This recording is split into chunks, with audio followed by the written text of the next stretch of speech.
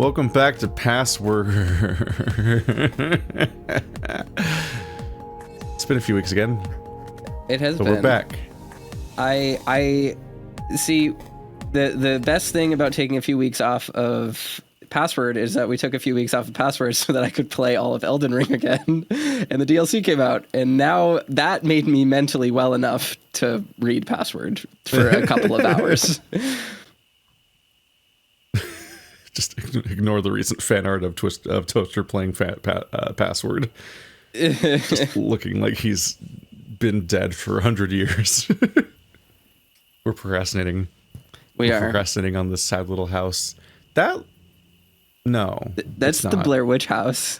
You go in there to die. I thought it was the Evil Dead house. I was like, it's got the chair out front. It's in the woods. The total lack of walkway and everything. It definitely feels like we're walking in on the Evil Dead remake or something. How many spiders do you think are in that house? I don't like that question. My guess is like Snapple. Probably at least 35. That's a low estimate. No, I think that's a high estimate because spiders don't like to compete for food. So like, there's got to be like king spider, right? Yeah, there's one really big one and then a bunch of little ones. House. There is an underhouse, but like a spider can cover some pretty good ground. Put your estimate in the comments below. I don't know. I've just seen certain parking lots where there's just two cars that were left too close to each other for like a day, and there's just a network of spider webs between them, and it's just so many fucking spiders that like I don't know, man. I feel like we might be underestimating the density of spiders. Here we go. It was a cabin, or given how rundown it was, probably closer to a shack. Still, Dom led the way up to the front door and ushered us inside. I entered first and froze in place upon seeing who was in the room. Only moved when Oswin eased me. Russian babushka's shack right here. What the fuck? This remains really startling. I forgot that the interior here looks so different from the exterior. Yes, I don't. In some ways, it's the least important thing to talk about Password, but I don't understand the backgrounds in this game. Yeah, it's like being in a non-Euclidean horror dimension where every room looks different. Then you walk through the door and you're in a different dimension. Like every other location in this game is insanely ornate because it's a mansion, but this is the shitty little shack that looks like this outside. And then the inside looks like this. And it's like a themed restaurant. Like, I don't understand. I love the very ornate molding on the wall. Like, yeah, like I just don't understand why you would choose this. What leads to this decision? And it's like, it's not like theft. Yeah, but there's so many photos to steal. So like, why this, like, akin to like, why do you specifically need the hedge maze that has to have its watermark manually censored out of all the hedge maze photos in the world? Why do you need this to be this interior house? It's not a cabin. It's just not a cabin at all. Like, why would you land on this picture out of all of Google image search? Like, if you're just grabbing images to put in your game, how do you land on this image specifically? And if you are paying for any kind of like stock image database thing, which isn't that hard to do, also, why would you land on this? Like, this is the kind of bizarre inconsistencies I'm used to seeing in furry visual novels, specifically because they're just like, well, that's the art, we got it back from the person we paid, and and then the story shifted a bit, and we're just kind of using what we have on hand, and like iffiness happens. Like, to bring up Echo for the 5 millionth time, you see a Sydney sprite 2 seconds before the Sydney CG, and they don't look like the same person, because that's just like the production that comes up when you like get art made for your thing, especially over a long period of time from a wide variety of different artists. You have like massive inconsistencies where you're like, wait, you just introduced this character's appearance 1 second ago. Why does he look completely different 1 second later? That's the basic, like, clothing doesn't match and so on, and you're like confused. But like on that level, like, oh, Dave doesn't look like what you just described him looking like on his sprite or whatever. Like, that makes way more sense to me, because at least there's a production there. But I don't know this. I don't know how this happens. I don't know why there's like I'm gonna break that urn open and then I'm gonna get runes. Yeah. This is like the Poe collector's house in Ocarina of Time. Like, yeah, this is very weird. I'm also subtly bothered by the photo itself, which is outside of this context, which is I'm like, why is the honeycomb diagonal? The honeycomb on the windows is diagonal slightly, so it doesn't line up left to right on each side of the frame. It's just the human eye is so trained to notice patterns and symmetry and so on. So it's just like noticing that these windows look wrong when everything else is so ornate. I can't not look at it. Like, why doesn't it line up? Why doesn't it line up? Everything else looks so expensive. Why is the window fucked up? Anyway, I entered first and froze in place upon seeing who was in the room. Only moved when Oswin eased me aside so he could enter as well. Dominic stepped in behind us both and closed the door behind him. So much detail. I hope this will surely come up in a moment when the murder mystery happens. It's like the level of description you get when when the FBI is asking you for an extremely intense not the FBI murder timeline. Yeah, it's like a timeline. It's like you're giving your it's literally the descriptions that are given in Phoenix Wright. Yeah, like, courtroom testimony. Yeah, like an incredibly detailed step-by-step testimony that you then need to find the exact detail to contradict with a physical object in your inventory, because that's how that game insists on working every time. Well, look who the cat dragged in. Or bear. Let's go with bear. We have strangely racist phrases we use despite everyone being an animal. Sorry, I don't know why, but the way you said that just made me hear his voice in like Tim Curry's voice, and it became extremely funny for a second. Like, imagining him as like, yeah, this is good. This is funny. This is a good idea. Anticipation. I've seen so little Tim Curry. I've seen Home Alone 2, and I watched Rocky Horror once a few years ago for the first time. I actually struggle to think of more Tim Curry I've actually seen. I've heard of him being in a bunch of things I haven't seen. No Clue. No, I've never seen Clue or It. How the fuck? No Legend. Like, come on. Make me. I dare you. Just, these are, it's fine. Okay. No one watches these things with me. This is just a sad video now. Jack's attention shifted immediately over to Dom, and he seemed to light up, throwing his arms up quickly in a greeting. Dom, you're back. It's good to see you. We're off to a good start today. We're off to a good start. Good video game. We're here. Jack went to get closer, but Dom quickly shook his head, looking to the third person in the room. The third person in the room? It's what's his name? Tennessee. It's Memphis, but I'm just like, there we go. There's definitely not a third. I'm just like, we know there's more than 3 people in the room, so what do you mean by a third person? Like, it's not how you describe that. We all look over to the figure hunched over a table, facing away from us. He seemed to be playing cards or something, but it was hard to really tell. Just dropping one of these off before heading out again. Well, can I come this time at least? I'm bored out of my skull here. I'd rather have you in my skull. Take it up with the boss.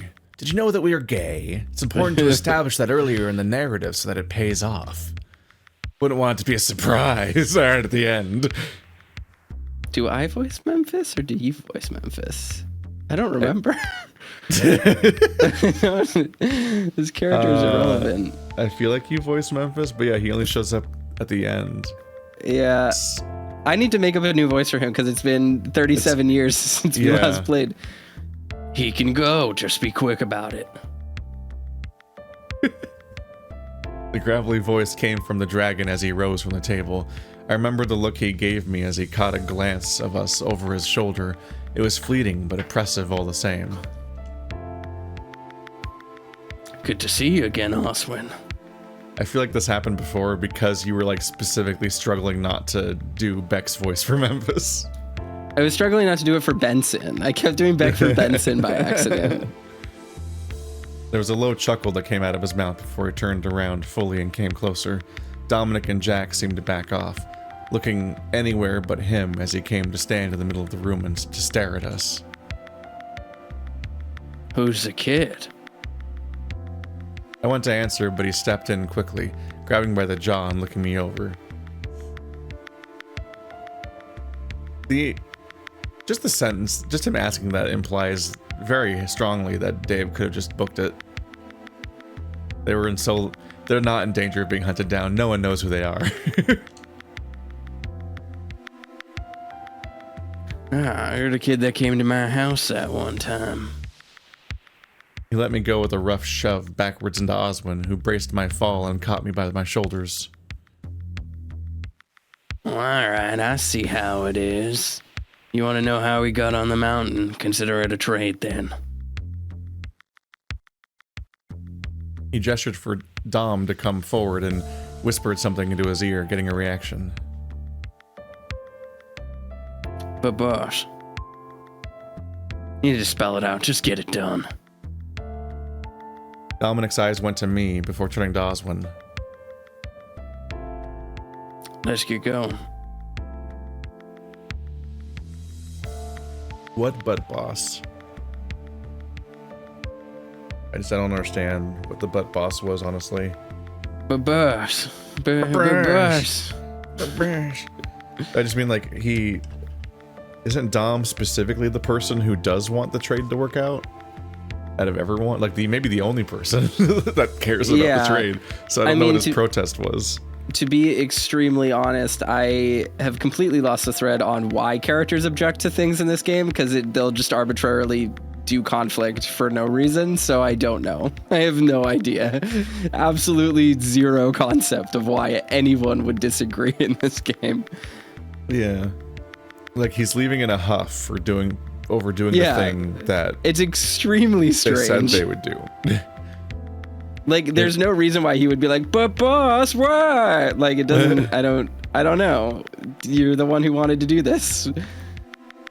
In a huff, Dominic left, keeping the door open but seemingly unimpressed. Unimpressed? Dude, I got fucking nothing. Keeping I have the door no open, idea but what that seemingly means. Unimpressed. Keeping the door open as opposed to leaving the door open, but I don't know what As I went to move, I meaty hand landed on my shoulder and gripped tight. We're off to a real good start. That's difficult. That's difficult to parse. Now where do you think you're going, kid? Huh? I'm gonna go find out where... I started to tremble, piecing it together. I'd hoped that I had just misunderstood, or that I imagined things, but Dominic had been talking to Oswin, and not me. That wasn't the deal. So? So, I didn't offer the boy as collateral. He can't offer you anything anyway. You literally did offer him as collateral. You're hostages. Yeah, but that also... was the whole point of this. I don't... What are they talking about? The whole collateral thing still just doesn't rap to me. I don't know. It very much is an ass pull narrative thing of just I gotta delay the story for 2 more days. Yeah. In the narrative. It'll make the Patreon last like 4 more months or something. I don't know. Yeah. I mean, supposedly this whole thing was going, because they keep saying the month so much that supposedly this thing was gonna last 30 days, and then I presumably he ran out of like stalling tactics to make it last any longer or something, because that's all I can think about is why it just gives up and ends in one day all of a sudden. Because it ends so abruptly too. Like all the elements relevant to the ending are established the day of, so it doesn't even. It wasn't building anywhere. It feels like he's just coming up with another thing to pad for a day over and over again. It's like yesterday they just argue about the logistics of this deal, and then today the deal happens, but it's also not like logically consistent throughout. So like they're somehow going to be collateral as a trust thing to delay them coming in and killing everybody somehow. Yeah. But then he's like, well, I didn't offer him as collateral. It's like, you talked him into being a hostage with you. What the fuck do you mean? He's not. Yeah. if you didn't offer him as collateral, he'd be back at the mansion. But also, functionally, every character in the entire story, besides maybe Benson, is like functionally currently a hostage. So, what the fuck are you talking about? They literally trapped and surrounded you, and everyone's like, "Oh no, I'm showing my belly. I can't do anything, and I'm just waiting around for it to die." So, I don't know why the two people going into the woods is any different. And Oswin seemingly just is talking from the perspective of like he thought they would just show them the way out for funsies and then let them go, I guess. Yeah. I don't know. See, also, that's where you're wrong. The text is the same color. Yeah, I hate it. See, that's where you're wrong. You can just clam up in the moment kids get off the mountain. You can just as happily not tell us anything, even then it's us that get nothing out of the deal. See, I don't cross this because Osmond has also never not told him anything. In fact, part of the problem with this story is that Osmond told Memphis too much from the start. He has literally no restraint. Some of the villains have so much more shading than everyone else. I'm just noticing that Dom and Memphis have full body shading, but Oz, who's here the entire game, doesn't. And also Jack doesn't. Just stands out to me. Yeah. He also never said they're gonna let them off the island, or let them off the place, like, right now. It's not the same thing as showing Dave the way out, or what? Like, you could just climb up the moment the kids get off the mountain. They'd have to release Dave for him to go get everyone the information in the first place, because they're all not here. So that's just not the stakes of the scene. Also, this makes me slightly crazier. Their text isn't the same color. If you look really close, it's very slightly. It is like eye dropped to be their fur color, which is almost the same color, which is its own level of like. I don't know if you needed to make them literally the color of their fur, and that's how you determined their. You could have gone with anything else. You could have made Oswin's name the color of his fucking stolen valor ring. Tyson's name is the color of his shirt, I think, not his fur. I think it's blue, not gray. His grip tightened more, and I gasped slightly, tensing up to try not and give away how much it was hurting. Taking the kid, though, yeah. I think you'd be more willing to be helpful once I told the rest how to get home. Then we can really start discussing this as adults. There's no... what? There's no... no. What? How does this change the plan at all? Whatsoever? Yeah, I don't... More than willing to be helpful once you've told the rest how to get home. I have to like catch up with Memphis's idea of the trade. So Memphis's idea of the trade is to take Oswin and Dave as hostages, then show Oswin the way out immediately, then let Oswin go all the way back and tell everyone the way out, but keep a hold of Dave. And then after that, try to get the information from Oswin when all the kids are gone except Dave. That's Memphis's plan?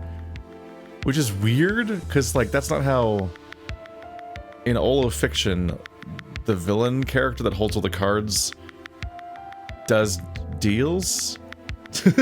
Like the inherent tension of these kinds of scenes that happen all the time in these stories is that the person who holds all the power is stubbornly asking you to basically just trust them that they'll fall through, they'll go through on their end of the deal once they get what they want. The idea that he's willing to give them basically everything they want before even getting the information from Oswin is bizarre. Because at that point, even if things go badly, all the other kids are already gone. They already made it, which is weird. Like, why would you release 90% of the hostages without getting a single thing besides, I guess, grabbing Dave, a character you didn't know existed until 1 minute ago? Yeah. Very strange. I think part of why we get so much dissonance playing this game is because it's doing extremely tropey scenes, but seems to not remember the trope. So it requires you to understand the trope to understand what's happening in the narrative, but then it doesn't remember how those scenes normally work, or doesn't seem to understand why those scenes happen the way they do. So it also just does them wrong, and then you have to stare at it for a while and just kind of try to unpack the dissonance of like, wait, what's happening? Something's wrong here. Why aren't they trapped in the mansion? Why can they just leave? The hospitals came, the ambulances came. Like, it's been versions of that all game. So strange. But he was struggling, and I was struggling too. If Roswell had come in my place, would he be right where I was standing instead? Would he be held hostage for the sake of the rest of us? Yes, Dave, you were volunteering to be hostages. So hurry along before Dominic leaves without you. Then head on back home, tell the kids where they can get off the mountain, then come back here. And if you're quick enough, there might be some of this hyena left. Sorry. Again, did we just learn how to get off the mountain? Or is there another secret path off the mountain? No, because Dom's about to go show Oswin. Yeah, so they made a detour to this place. Then I guess they'll just let Oswin go. Dave off. Yeah, this is their like second hideout. Yeah, okay. Because at first we thought that the mill was their hideout, but I guess this random shack is their hideout, which seems important because I guess the mill might actually be the secret way out anyway. But the way to do it is hidden. And they don't know that it's the mill yet anyway. But it's just a shocking amount of logistics. As much as we were afraid, as much as it's rough that the whole game takes place in one building, given how it handles multiple locations, I don't know if it would go much better. Oswin looked at me, torn between apologetic and angry, but he turned quickly, heading for the door. I'll be back. As the door closed behind him and things went quiet, and I was left alone with Memphis. I added an end to the first half. That was me. As the door closed behind him, things went quiet. Oh, yes. Okay. I had to reread. Yeah, I accidentally added an and to the first half. I had to like parse my own mistake for a minute there. Well, sit down. When I didn't move, he grabbed me by the throat and lazily threw me towards one of the chairs. Even though it was clear he hadn't put his full strength into it, my neck throbbed from how it had been momentarily crushed. Memphis dropped down into his chair and started shuffling the cards up, watching me carefully as I slowly lowered myself into the other chair. Jack, meanwhile, remained where he was after Memphis had started speaking. Jack, what are you standing around for? He took my seat.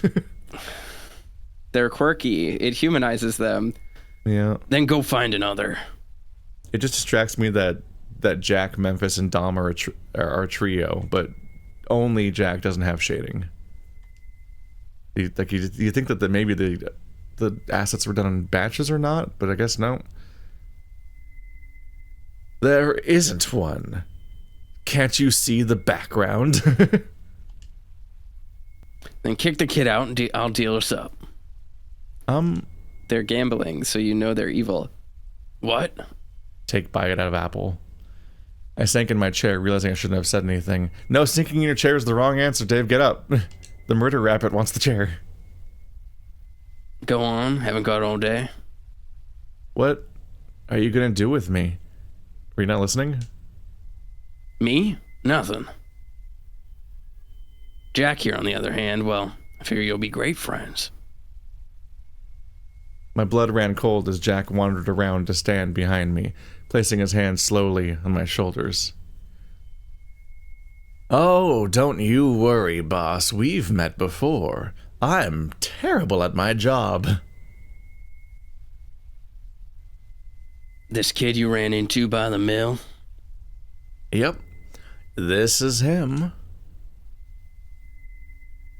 The one you let get away. I was just playing around, boss. I didn't hurt him none. Well, you should have. They have horrible communication in this organization. Still could be arranged. Whatever you do, just keep it down. I reckon Oswin is going to drag his feet getting back here. Memphis cannot decide whether or not Jack is supposed to torture the kid or play cards with him. He just said he's dealing them in. You think so? Seem to not like you switching things up on him. Do I look like I care? Works for me. I was then half shoved out of the chair and Jack sat down as Memphis started to deal out some cards. My eyes went to the door, wondering if I should run for it. Chances are Dominic and Oswin were long gone, so if I could slip by, I might escape. Really? Wait. Slowly, I started to edge towards the door, but it got a couple steps there before I heard a distinct click. Don't even think about it. You thought he would just, like, start walking towards the exit by the people that are keeping him hostage? Memphis had a gun pointed at me, something that looked far too large to be comfortable in one hand, but he seemed to be bothered. He didn't seem to be bothered in the slightest. I guess they already forgot about Jack supposedly hurting Dave. Carefully, I raised my hands and backed away from the door, staring at the barrel of the gun as it was trained on me. Jack, take him into the other room. Where we sleep? Now, the other room. Oh, that seemed like a piss take where he would then like smack Jack and be like, there is no other room. But no, I guess he did mean like actually the other room, just a common misconception. It does read like fucking no, your other left and stuff like that. Yeah. Jack was beside me in a flash and started walking us across the hallway. There were only two doors. One door was left ajar, and from what I saw, there were two beds. The other, though, was closed, up until Jack kicked it open and threw me forward, and it landed inside. And I landed inside on my knees. I'm amused by the idea that the other room where they sleep has two beds.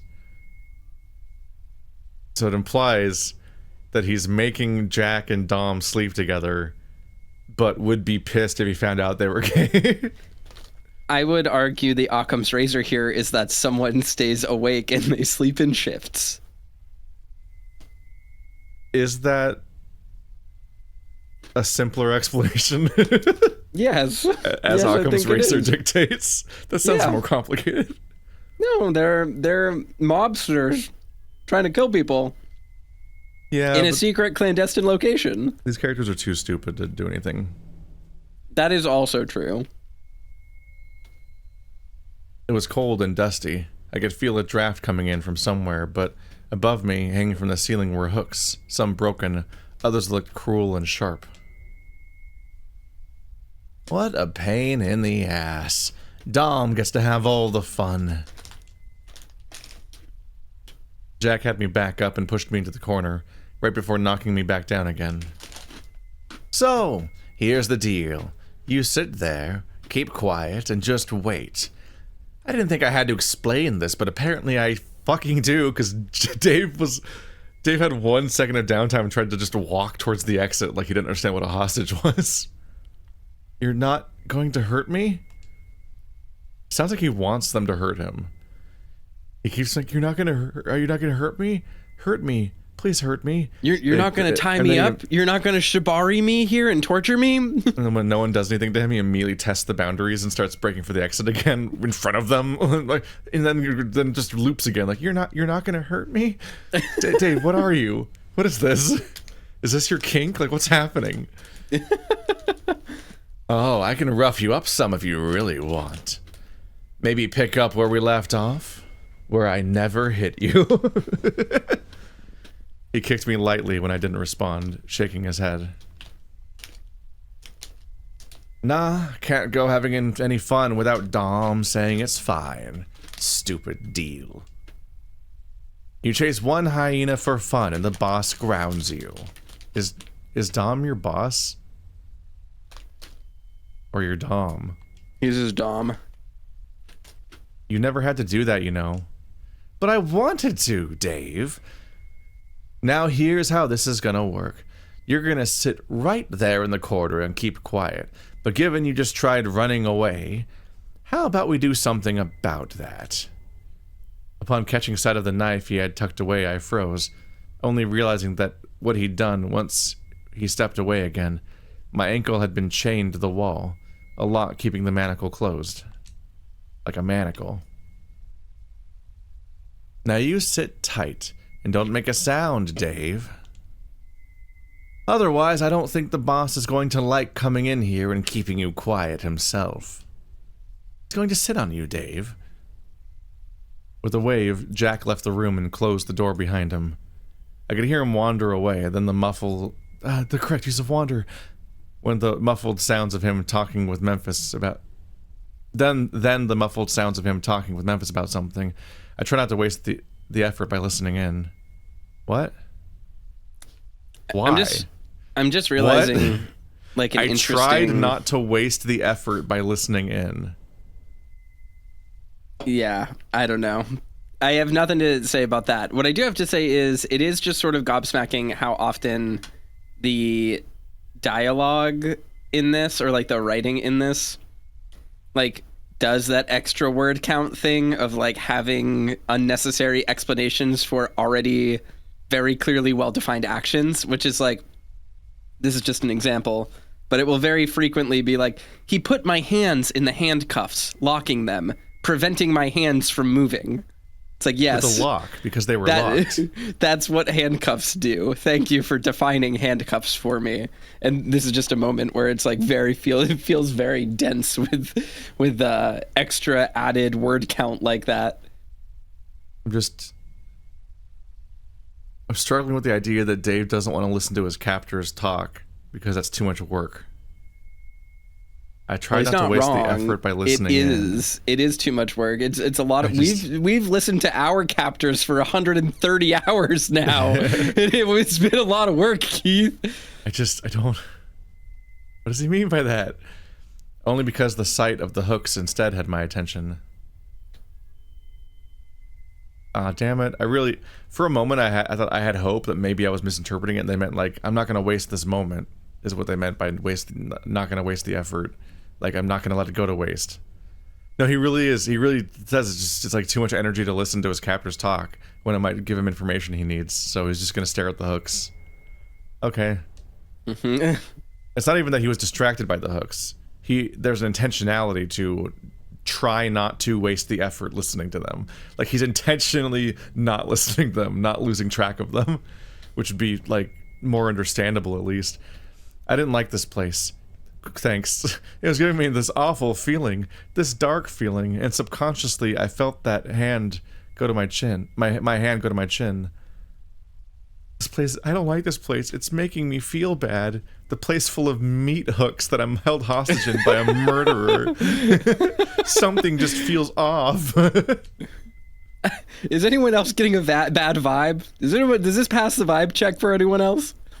I'm just amused because I'm writing a story where I keep saying that from the protagonist's perspective, like, something just doesn't feel right and so on, but it's like, it's somebody that doesn't know that they're in a horror scenario yet, and they're like half remembering a dream and stuff, not in a murder house. Yeah.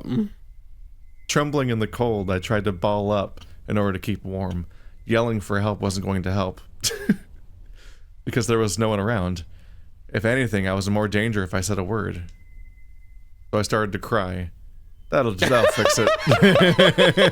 It is just Dave's it's his flowchart.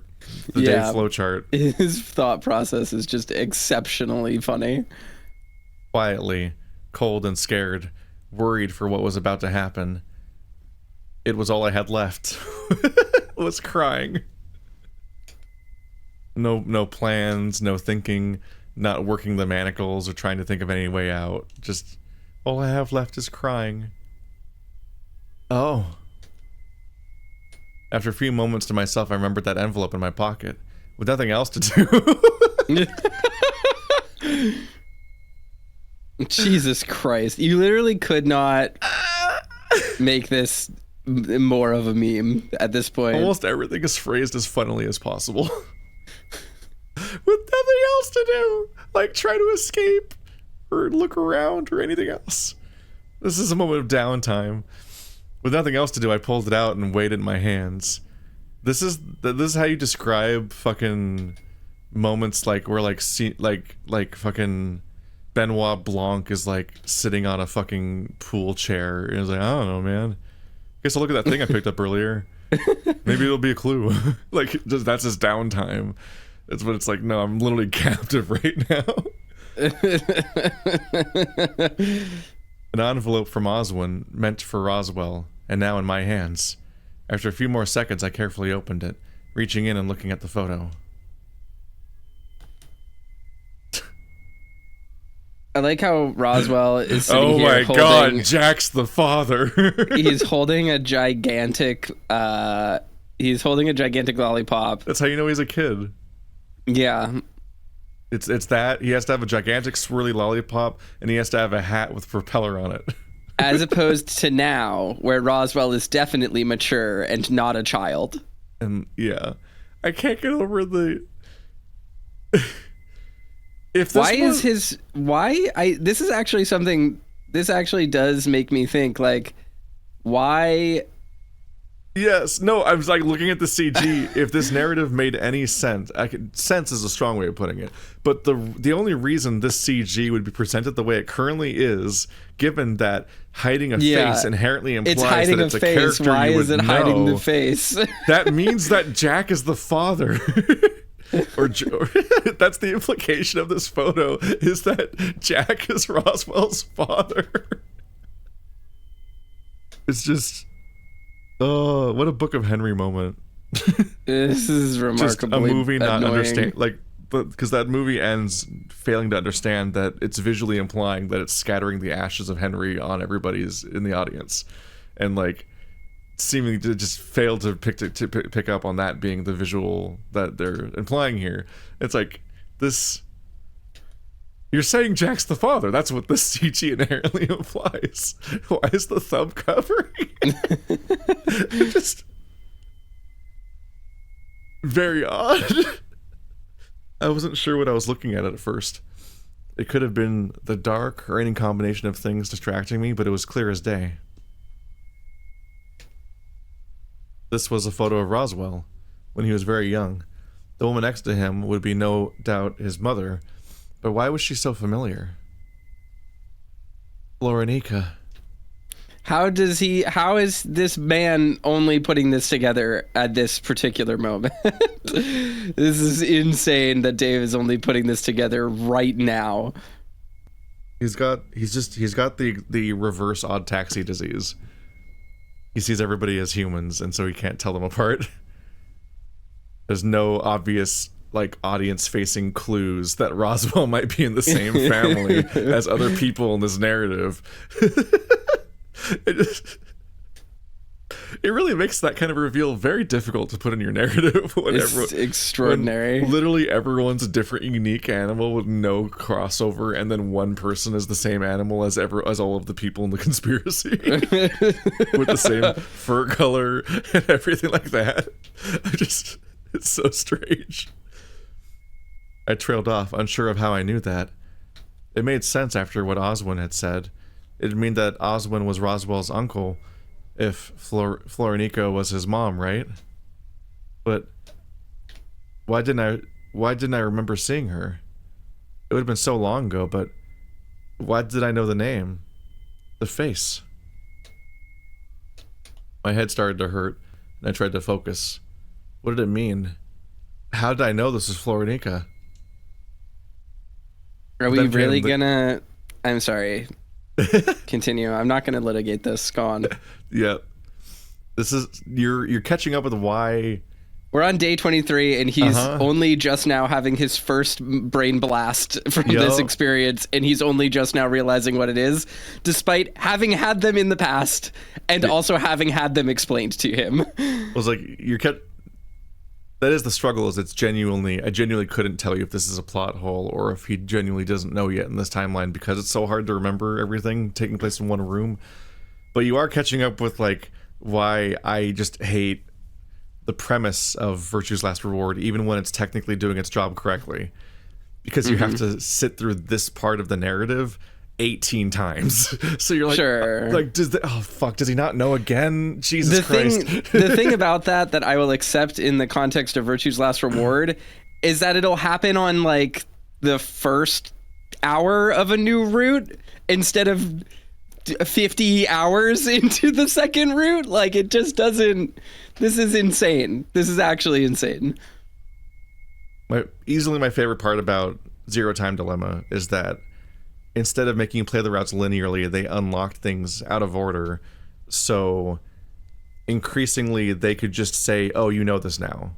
Yeah. And make that a more consistent piece of information for the cast, instead of VLR being like, we have to reset literally every single time, and at most he might get a little brain blast during the ending where he's currently learning a new thing for brain blasting. He might suddenly remember some other brain blast things, but for the first 90% of every route, he's back to being a blank slate again, and it fucking drove me crazy. What an infuriating way to make a story, and I don't know how people tolerate it enough to say it's the best one. It makes me want to die. But then came the question of the father. Maybe this woman wasn't Flourish, and instead the father was going to be Oswin's bother. It's just an extremely...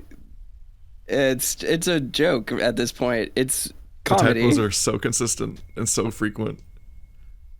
He's funny, man. He's just a man. He's just a dude. Just a guy. I didn't understand. Also, why did I hold this photo like this? The way people hold photos. I love smearing my fingerprints directly on the glossy part of the photo when I pick it up. This was a rabbit or a hare? I couldn't tell the difference anymore. This is a great joke to stick to the whole game. Either way, this wasn't Roswell's dad, or at least it couldn't be. Roswell wasn't half rabbit. You couldn't have half species, not like that anyway. Mm-hmm. And now his finger's on Roswell's face. Stop it. Hold a photo right. God damn it. I don't want to hear Dave. Like, I don't need to know this game's, like, genetic lore, I guess. Is like, I mean, know. It just makes people not suspecting Roswell of being related to the people here even dumber now that we're confirming the fact that you can't have any, like, wacky surprise hybrids. Yeah. That might only manifest one animal or something. Carefully, I looked at the man's features. He looked like a magician. AKA, he was wearing a suit.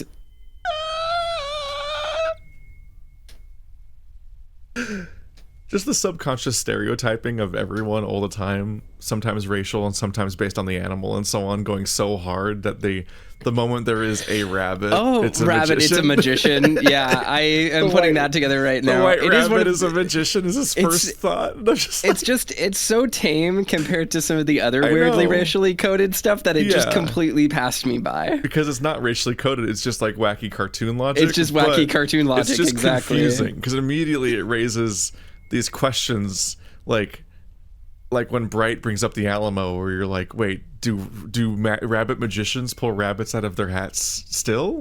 Or like, what are you implying there when the white rabbit man reminds you of a magician in the furry universe that isn't human? He looked like a magician, or maybe it was just the fancy cut of his coat. His white fur did remind me a little of the Easter Bunny, though. I would say 2, Not though, but okay. The Easter Bunny is also a thing. Yeah. It's just he's like the Easter mailman. Bunny also exists. he's like the mailman. It's just his job. He's the Easter Bunny, and it's a job that only bunnies can have. SCOTUS has been arguing about it for years. Oswald said that it'd be fine if I read the note, so long as Roswell got it too. Though I wasn't sure if the rules still applied, given the assumption was that I'd be the one getting back. Still, what harm could it be? Aww, that's a font. I think it's a font, yeah. The message was simple and to the point. I figured there would have been something more, something profound maybe, but not this. Listen, he's a very bad father. Or uncle. I read the words again. Finding... I'm sorry. The magic trick is that it was an immaculate birth. Fucking Florenica just schmeed out a Roswell. I don't want to think about that. Don't say things like that. That's weird. You don't like schmeed being a verb? No, I don't like that. And I don't like that in the context of this. Please try again. Thank you. Is that the worst name in the history of Star Wars? It's real rough. I mean... It's pretty bad. It's pretty rough whenever you have to remember that's her name, and then remember how important she is to the lore of Star Wars. That she's like the Virgin Mary basically, and she's named Shmi.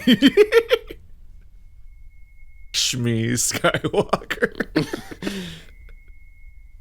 Welcome to my hell, everyone. Thank you. I read the words again, finding myself smirking slightly. They were nice words. Yeah. I love books.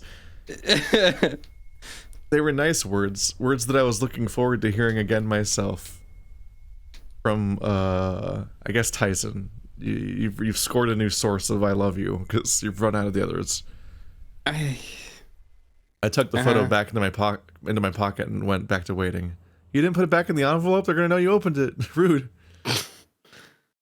So I waited and waited. I heard Dominic come back and someone else leave. I could hear hushed voices between those still here, but nothing else. No one came to check on me. That didn't make the cold any easier. I huddled up in the corner and just waited. Someone would come for me. Someone would find me. Eventually. That was the plan, famously. Let this be the final day. It has to be. Narratively, there can't be another day. There's gonna be 6 more days. I swear to God. In the current context of the narrative, like it's basically impossible to have a day 25 that isn't like you're in a shock blanket in the ambulance. Time continued to pass long into the night, to the point I could hear someone turning in and entering the adjoining room where the beds were. If I wasn't so concerned about what was going to happen to me, or when someone would be back to collect me, I might have registered the grumbling in my stomach as hunger. Trembling in the draftiness of the room, I wondered if I was going to catch a cold, which, given everything else going on, would have been a lot less dire than ending up dead or otherwise. Just spending so much time thinking about the cold. Because it's in lieu of a plan, or trying to leave in any way. I must have been fading in and out of consciousness too, because at some point, I could have sworn I saw Dominic standing in the room with me, his dark fur blending in with the shadows. He blends really well with his white wife beater. It wasn't until he spoke that I realized I wasn't hallucinating and found myself a lot more awake. The boss is asleep. Oh. Okay. He sat down, breathing out. At least he didn't sigh out this time. Yeah. That's at some point it got pointed out to him, I think, and he started saying breathing out all the time. Jack is going for a walk too. and also just sighing sometimes. My lack of response caused him to sit there, staring at me for a few moments before he spoke again. Hungry. Why hasn't Osmond come back yet? How long has it been? That wasn't what I asked. I shrank back into the corner, and again he shook his head. But hours. So are you hungry or not? A little, maybe? He pulled out some jerky from his back pocket and threw it to me, landing in front of me on the floor. Eat this then. Why are you feeding me? If you're worried about it being drugged or something, don't. It's just dried meat. Carefully, I picked up the scrap of meat off the floor and dusted it off. Even by jerky standards, it was dry and almost completely flavorless, too. I'm gonna get you a blanket. Why? Dave, stop talking. The question made him pause, tilting his head slightly. Because you're gonna get cold otherwise. Well, yeah, but... This is me feeling sorry for you, trying to make up for what the boss did. You're just more valuable to us alive. Well, I guess the past hints that Dom is the weak point here and might have some level of compassion were too subtle. They were deemed too subtle, so he's just actually feeding and clothing Dave and taking care of him. In case you didn't catch up with the implications before. I cowered, and immediately he seemed to ease off with a sigh. The boss changing his mind like that, though. Osmond wasn't too pleased with the change of plan. You kept your end of the bargain? Osmond knows the way off the mountain? Sure does. Almost went off at a run once he knew how to get back to the house. I don't know if I've properly processed before the fact that, like, they need to show the guy who lives here the secret way off the mountain. The people that don't live here somehow developed a secret path onto the mountain for some reason, which they somehow knew they would need for their incredibly convoluted trap. I don't... Why does Memphis have a secret way onto a mountain that has nothing but... Very strange. I guess because he's wanted to steal it for all this time, and that he has like he apparently has like an incredibly high level of patience and planning for exactly this one element of the plot and nothing else about his plan. It's gotta take like months or years to like dig a tunnel or whatever he did. That's good, right? Who knows? He shrugged and left, leaving me alone to chew on what little rations I'd been given. I could hear him moving around in the other room, even quietly, though didn't return right away. What I heard instead was someone entering the house, which I assumed was Jack. There was a hushed conversation soon after before I heard footsteps coming towards the door.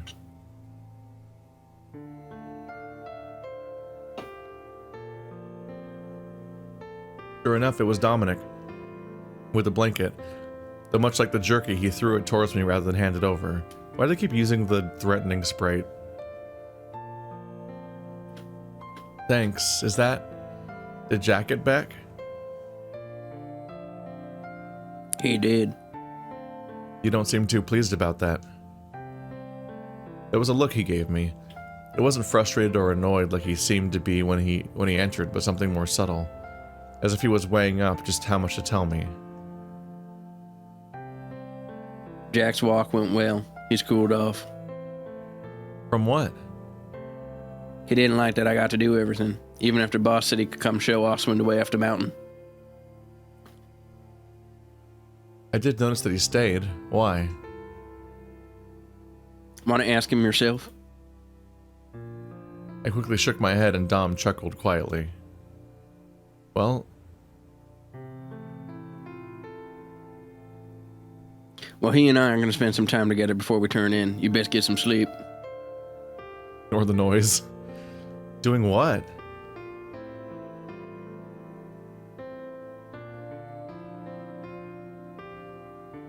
Huh? Some time together doing what? None of your business.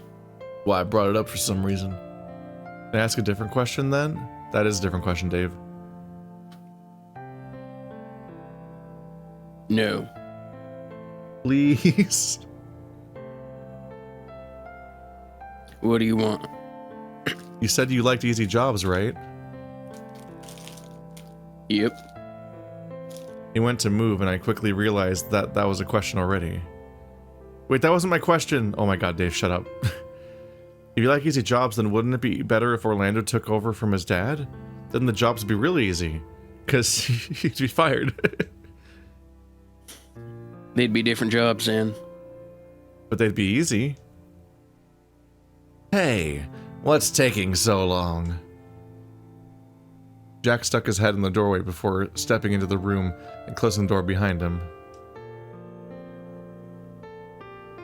The kid had questions.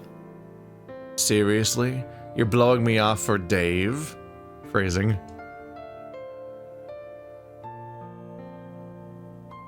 I'm not blowing you off for anyone, alright?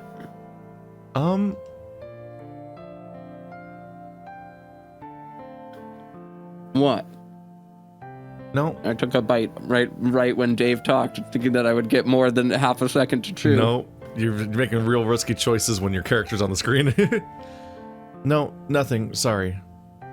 Not getting any ideas, are we, Dave? Not trying to take my buddy away from me? Oh, no. I already have a boyfriend. Boyfriend? Dom and Jack looked towards one another, almost having a whole conversation with one another with looks and slight motions of their head. Just get some sleep, Dave. If anyone comes to grab you, you'll know. Jack was snickering to himself the whole time they exited the room, their sounds becoming muffled the moment the door closed. Using the blanket, I tried to get comfortable, but the cold floor wasn't magically solved with a thin sheet, though it was better than nothing. Though better than nothing didn't mean much when I was still cold. Oh my god, just stop. Get off this topic. The fucking waffling for 3 sentences straight about it's cold, but there's a sheet, but it's not that good, but it's better than nothing, but it's not cold, but it's not good enough to not be not cold. Okay, Jesus. Fussy grandma on a family vacation just wants to complain continuously and everyone has to hear it. And the dust in the cabin was clogging my nose and throat. If anything, the sheet made a better mask than something to keep me warm.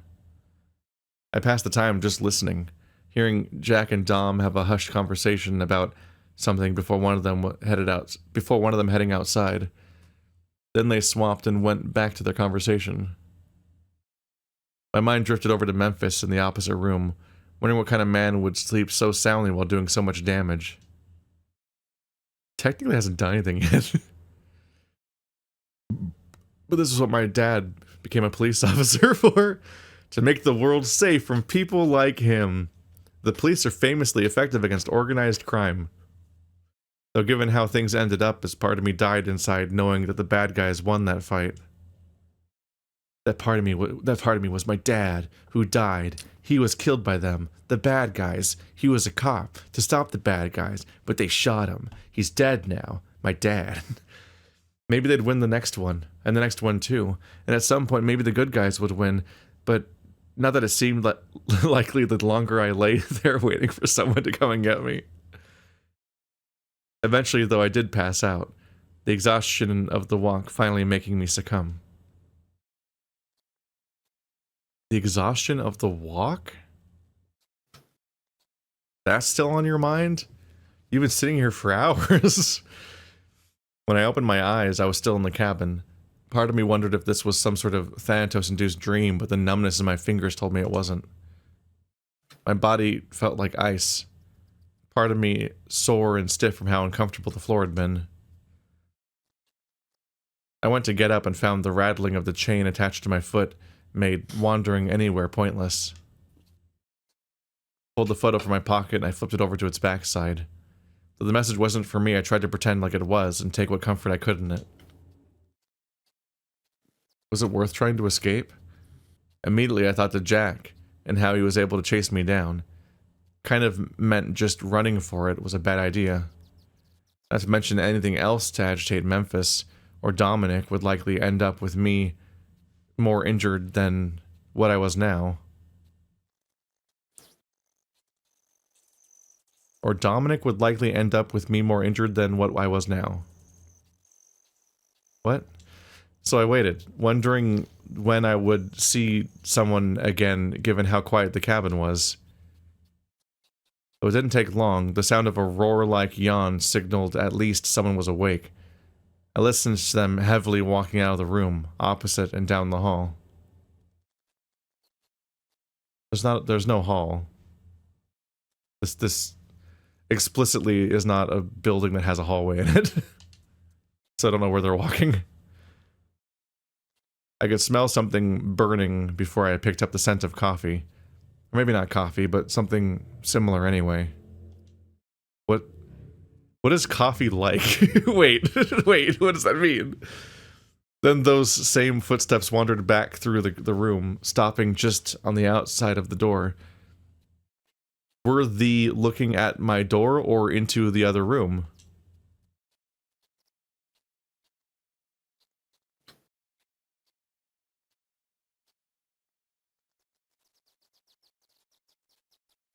Oh, this is Memphis. Sorry, I keep thinking this is Oswin. I, like, literally just, like, the fucking colors are so close. Get up.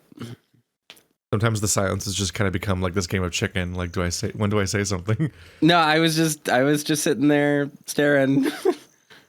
Memphis talking to the others likely. Eventually, given how especially given how he growled out the command, and soon after I heard more footsteps moving around. Good morning, Dave. The sing-song voice he used once he'd entered the room made me uneasy, though the tiredness was making it funnily easier to cope. Past Jack, I could see a red tail disappear out of sight, but little else. Is Memphis understood to be red? I guess. Did you sleep all right? Not really. Oh, good. He wandered closely and did something to where the chain connected to the wall. Time to go outside. Someone's here for me? Really? No. Then why are we going outside? Oh, that's easy enough. Figured you might like some fresh air. And to be honest, the boss wants to talk a few things over privately. So you're just leaving me outside? Yep, pretty much.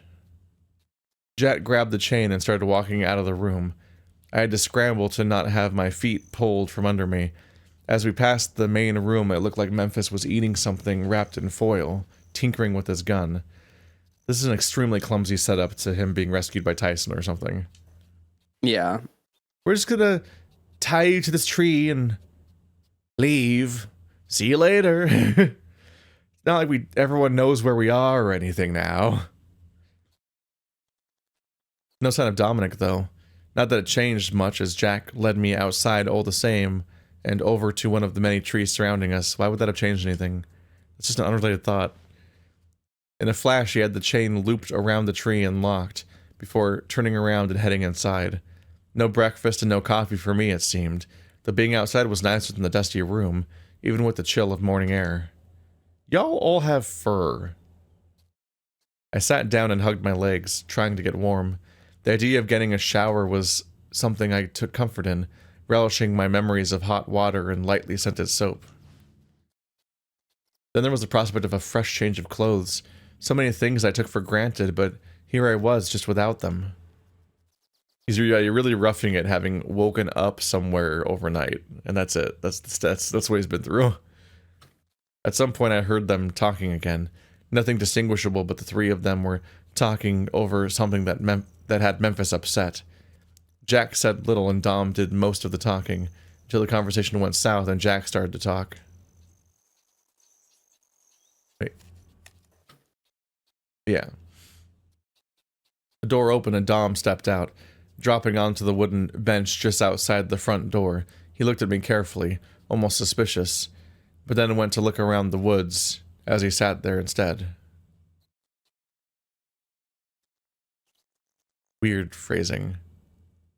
As opposed to just like, and then his gaze wandered through the woods or anything. It was just like, then went to look around the woods. It almost feels like he got up. So it's like a whiplash when then you find out that he's still sitting.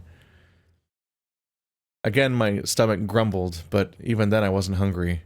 That's a lie. You're lying. What? At the base of the tree, small mushrooms were growing with dedicated visuals. They looked like things Orlando had used in cooking before, though it could have just been the color reminding me of him. I smiled, though it faded fast when I realized the reminder that we were so far apart. When I realized the reminder that we were so far apart made me miss him. Technically grammatically correct, I guess. Strange way to say that. Was he thinking about me? Worried? Was he safe? Were my friends off the mountain yet? Had they made it somewhere safe so they could call for help or not? I sure hoped so.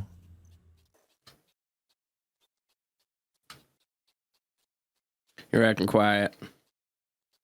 That's a weird thing to say. What? He's your prisoner. I almost jumped as I noticed Dom standing in front of me.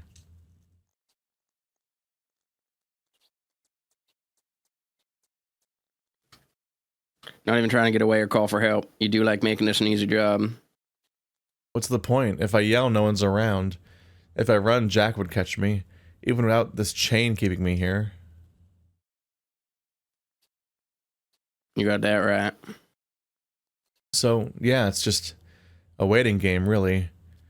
Given that this is after the day transition, this reads as people in the comments asked why Dave was so defeated and helpless and didn't even try, so we're gonna have a conversation about why he's not trying to run away in the morning.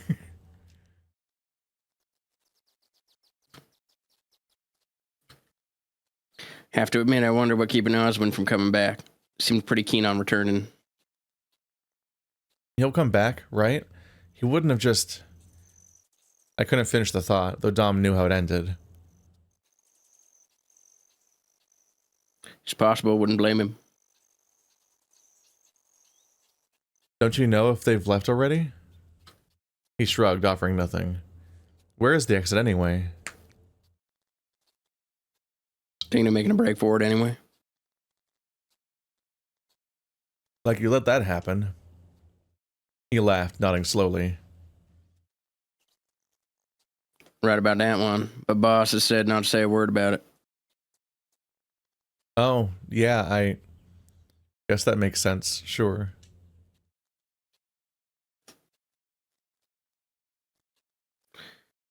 You don't have to be sitting there, you know. Might be a good time to stretch your legs as much as you can. Because? Because you're going back to that room after Jack and the boss have finished going at one another. They're fighting?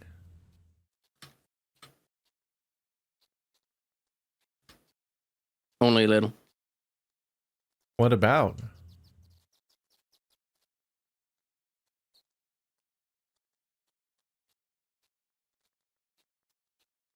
Work things. What kind of work things? He got up, shaking his head, giving me one more look before he wandered inside. The moment he got in, though, the raised voices stopped and they resumed as if they were... And they resumed as they were when I was put outside. They stopped and they resumed. Okay. It made me feel more like a pet than anything else. Not a well-looked-after one, but chained to the tree like, well, the obvious.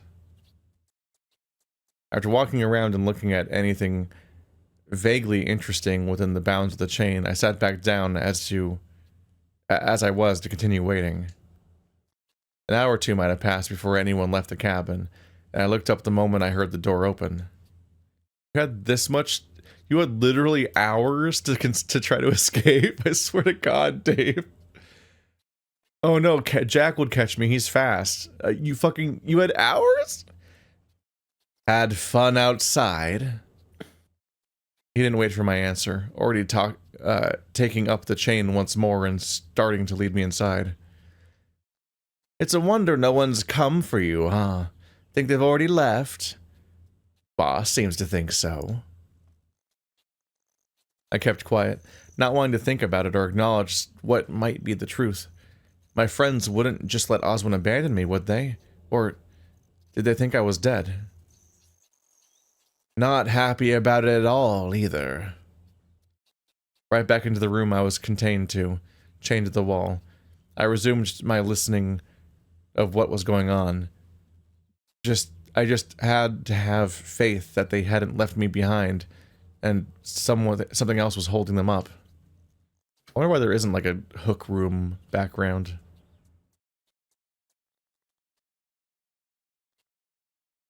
I don't care. It's hard to reconcile them being in like a torture room or whatever, supposedly, when this is the visual the whole time. Yeah. You're in Granny's hut, and then the back room is just the murder chamber.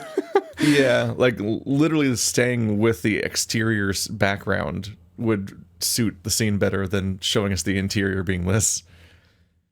Memphis suddenly yelled, rousing me from my thoughts, and I tried to hone in on what exactly he was yelling about.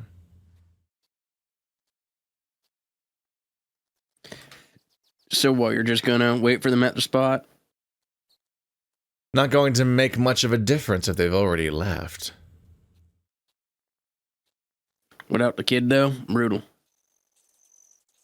Revisiting my previous point, this was Memphis's plan?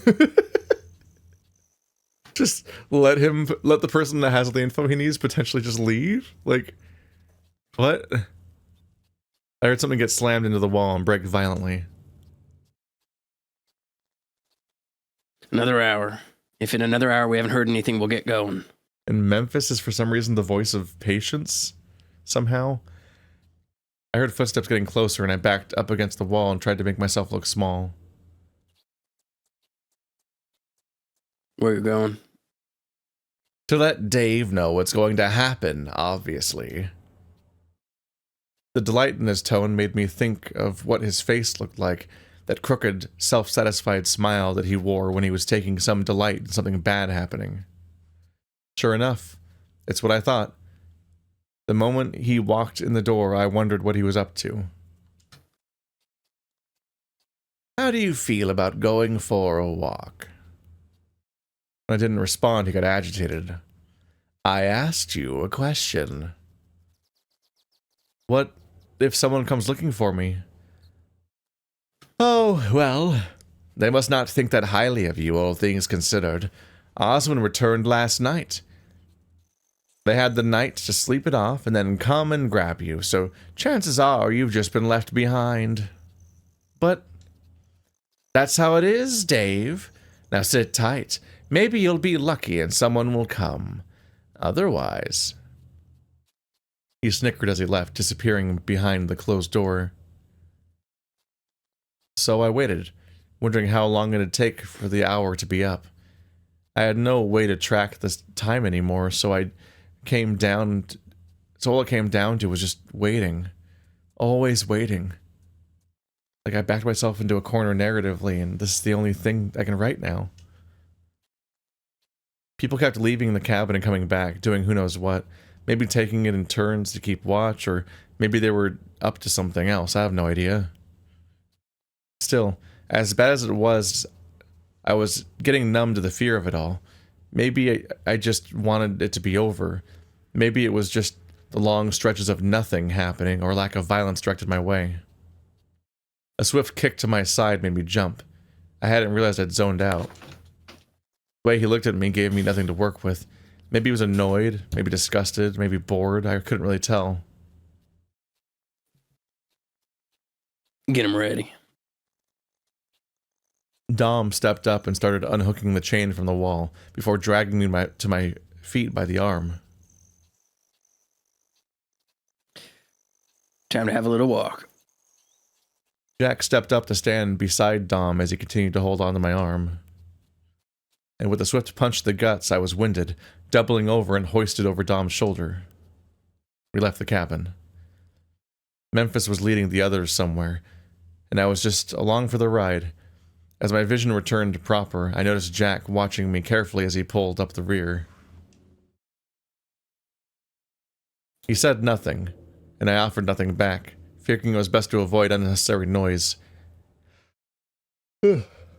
Besides, the happier he was, the less safe I felt, which already wasn't very safe. He walked through the woods for a while. Long enough that I didn't know how long we had been walking, but sure enough, a familiar scene came into view.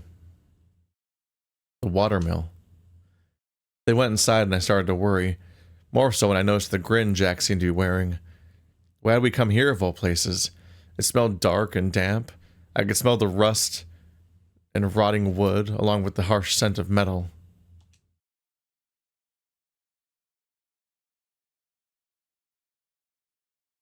Go find a spot for the kid. I'm gonna make a run for supplies. Memphis split off while Dom continued on deeper into the mill. Down we went. Down to where I'd originally found myself exploring when I'd been avoiding Jack the first time we'd met. It works. You sure? What's wrong with it? Jack looked at me, then back to Dom. Just here, really. Dom started chaining me to something in the corner. A pipe or something that looked like a few bits of rust here and there. It's out of the way, and he's not going anywhere without one of us letting him go. He's not, though. I can stay out of the way. My comment went ignored, Dom rolling his eyes as he turned to Jack and roughly patted him on the head. You want to take it up with the boss? Listen to me, Dom. You know what this place is. I know what this place is. So does the boss. You want to risk Dave figuring it out? Figuring what out? Dom looked at me, gave me a once-over before locking his gaze with mine. The way off the mountain is through here. Pretty deep, but you need to go through here. What are you doing? What you gonna do about it? Relax a little. You're not going anywhere, are you, Dave? I quickly shook my head, answering anything but seemed silly. Oh, answering anything but seemed silly. I was like, what is this phrase? I'm gonna go relax. Do what you want.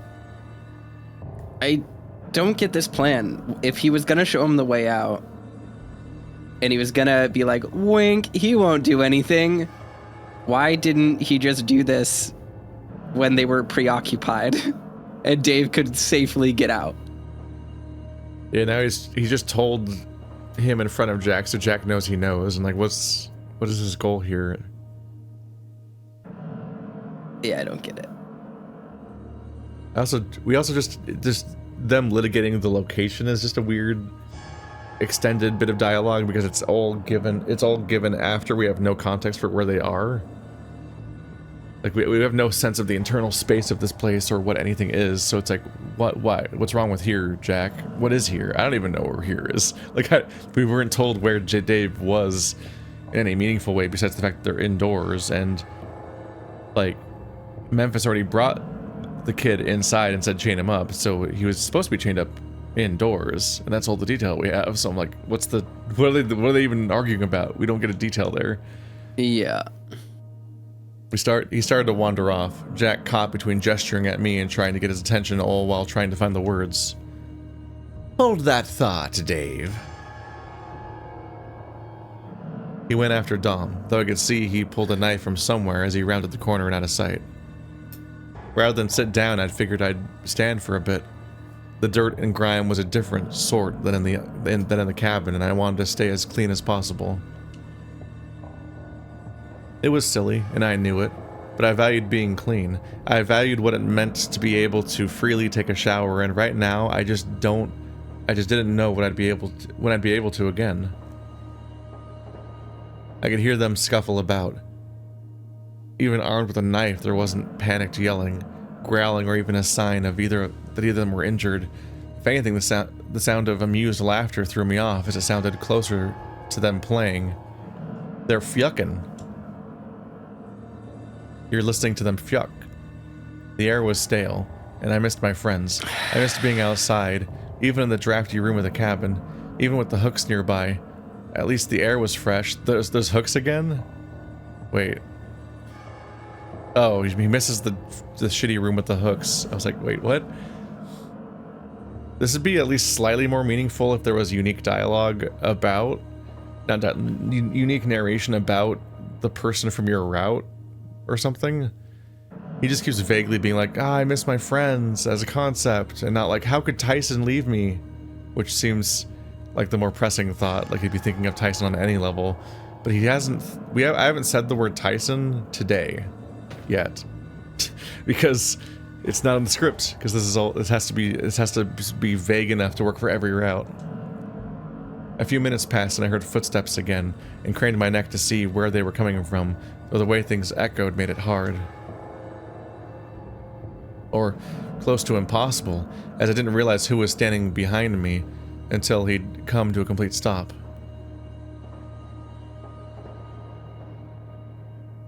The hell are you doing? Nothing. He looked me over again. Anger? Frustration? It was hard to tell.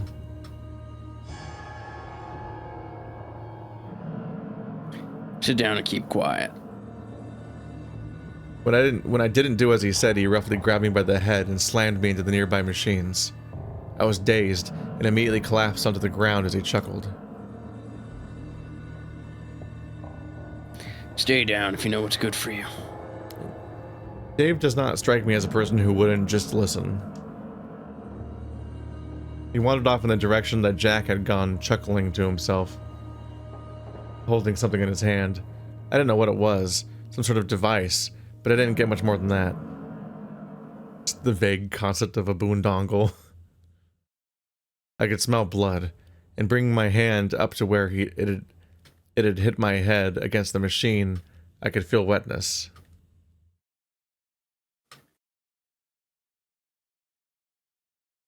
Bringing my hand up to where it had hit my head against the machine. It? Weird. It was my blood. I could figure that much out. But not that I was conscious for long enough to do anything about it. The lack of food, water, and good sleep was taking its toll. I just let myself take what excuse to sleep I could. When I woke up, I could feel the air choking me from heat and smoke.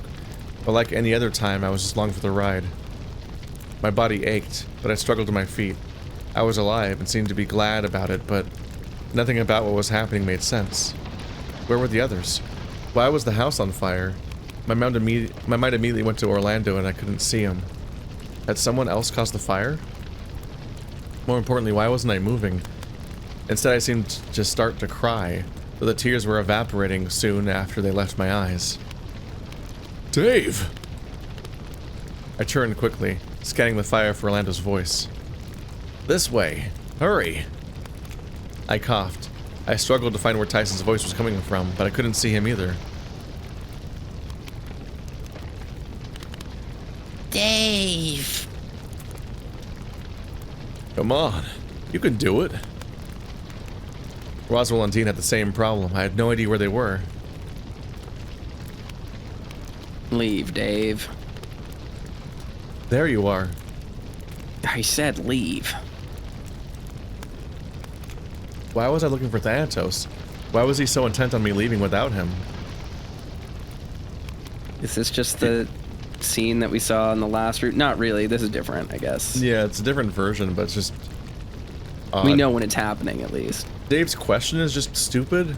Yeah, it's very stupid. Because Dave knows Thanatos can't leave the mansion because he's tied to it, and it's on fire. That's why he wants you to leave without him, Dave. It's the house is burning down. Get out of the burning house.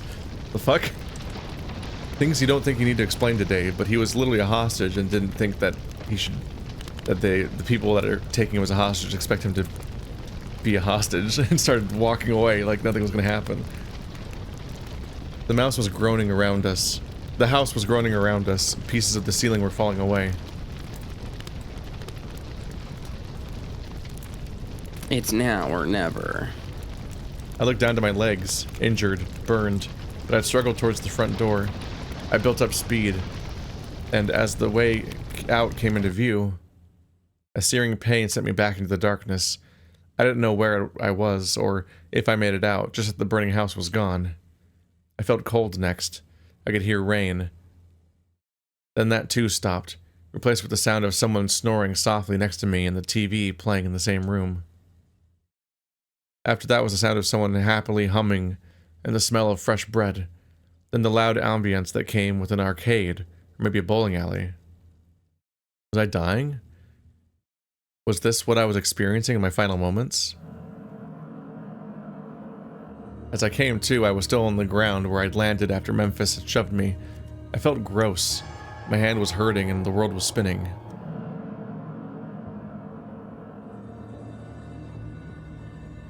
Reckon the boss made the right call. Dom's voice echoed out from somewhere far off. Or if it was nearby, I had no way of knowing, not really. Dom, buddy, pal, friend. What are they talking about? Why was it so familiar? So obnoxious. You can just say yes. He's about to say that he's bored. Look, I don't know. I don't care. Yeah. I just want to know when we can get some action. I'm so bored. Could always go say hello to your friend if he's conscious.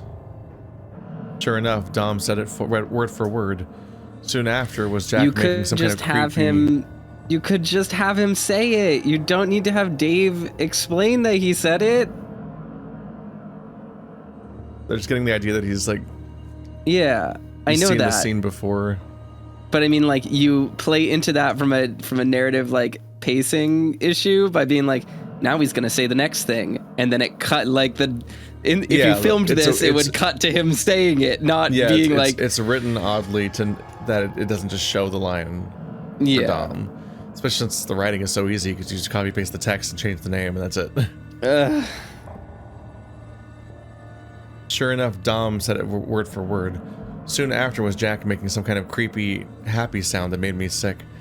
It's funny because like it feels like a reflex to be less repetitive. But, one, the writing is insanely repetitive on its own already, and two, in that specific context of that scene we've seen 100 times in other movies and stuff, the repetition's the point of that moment. You don't reflexively remove the repetition from the scene about repetition.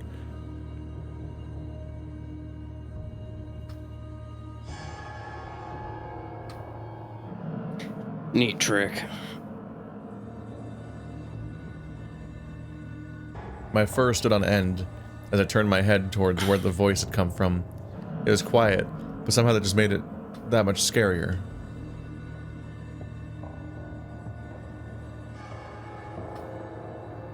You been listening in on us?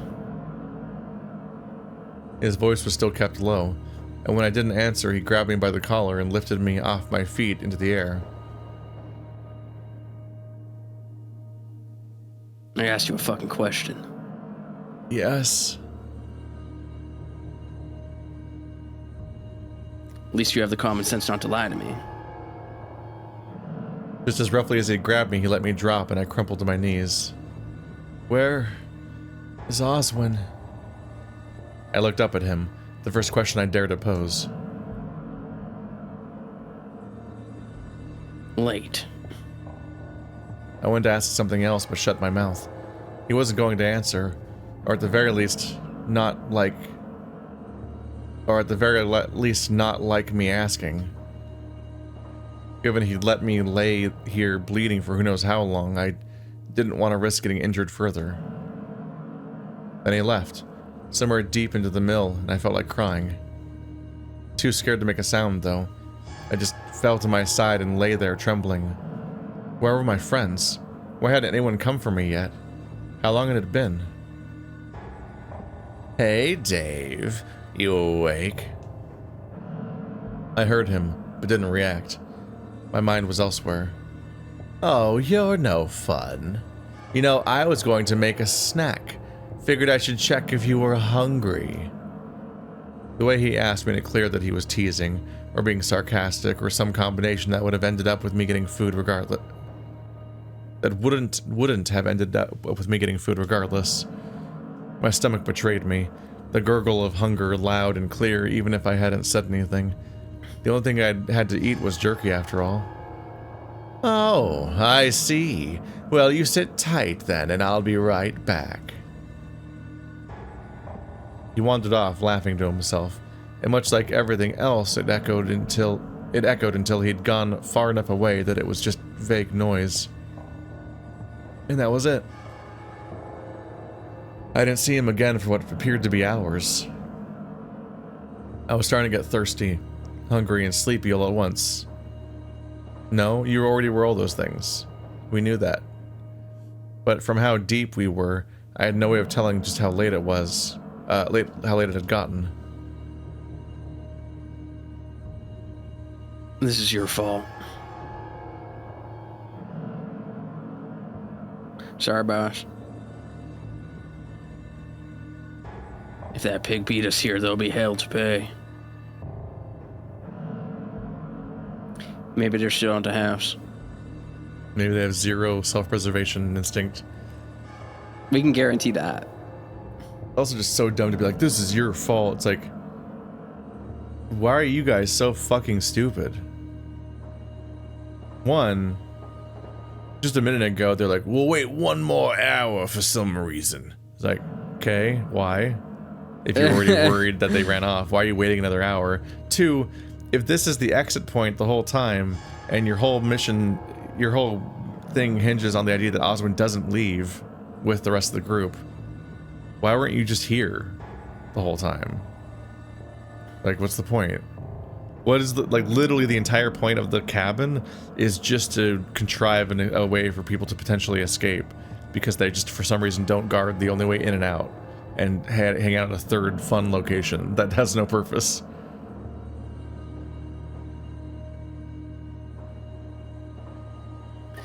We'll send Jack on a run later, scope the place out. Not worried about Benson? About that. If I had to guess, he was thinking about something. Uh-huh. Though the sinister chuckle that came after meant it wasn't anything good. Uh-huh. Dave would seem smarter if he thought and spoke less.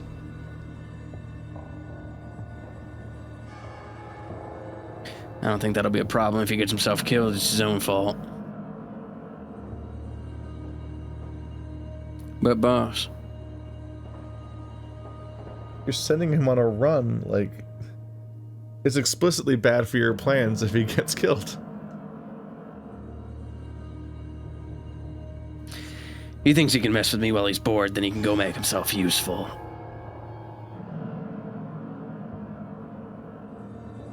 Getting late, isn't it? You think I care? You explicitly care. Because you think they might have gotten away. The timetable is the whole topic of the conversation. The silence said it all. If Jack died, Memphis didn't care. I would have thought the prospect of him dying would have made me happy, but instead I just felt empty. It wouldn't change anything. I would still be here. I'd still be left with the question of why they left me here overnight. We wouldn't be off the mountain, and it was made worse knowing that I was so close to the exit. My stomach started to growl again. I just curled up tighter. Someone had to be coming soon. They had to be. If not, what was keeping Tyson? Or Dean? Why hadn't Orlando said anything to them? Was Roswell okay? Was Sal keeping the group together? Did Haas have a plan on what to do? As I lay there, I felt myself start to sleep. Sleep back into unconsciousness. Whoops. Silently I laughed. Silently I cried until I passed out again. This is writing. It's really funny. Silently I laughed, silently I cried is just extremely funny. I sleeped back into unconsciousness. I sleeped back into unconsciousness. I sleeped. Whoops. That is not the word that goes there in that sentence. It wasn't restful sleep, just the fact that my body was just that exhausted. I was even semi-aware of the grime I was laying in, but had long given up on being clean. I just didn't have the hope that I could avoid it anymore. not from how much I could feel my body throb in discomfort. Throb in discomfort. An absurdly large percentage of his narration is that he feels kind of gross and cold. And that's like the stakes, practically. Like, it's just a bizarre amount of emphasis. When I next opened my eyes, things were quiet. My throat felt dry, my arms weak, and things were undoubtedly darker than I remembered. Hello? Someone moved nearby. I could hear them get up and start to walk towards me. Is someone there? It was hard to see, but the bulk and shape were unmistakable. You came. He reached out for me and set me up, but the moment he opened his mouth was the moment I knew something was wrong. Drink this. Huh?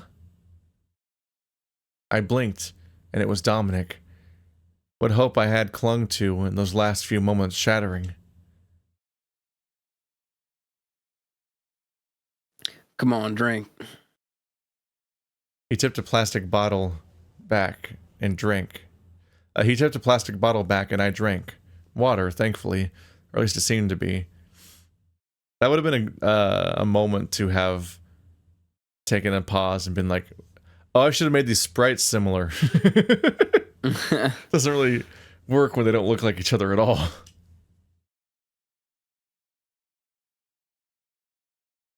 Can't have you dying on us.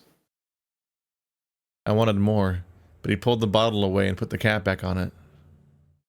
What are you doing? Making sure he doesn't die of thirst. Does Memphis know about this?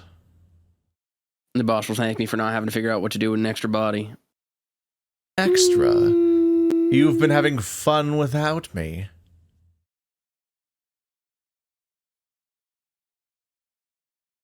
Now's not the time.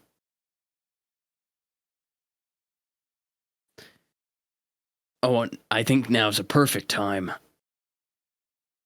I looked between all three of them, wondering what was about to happen next.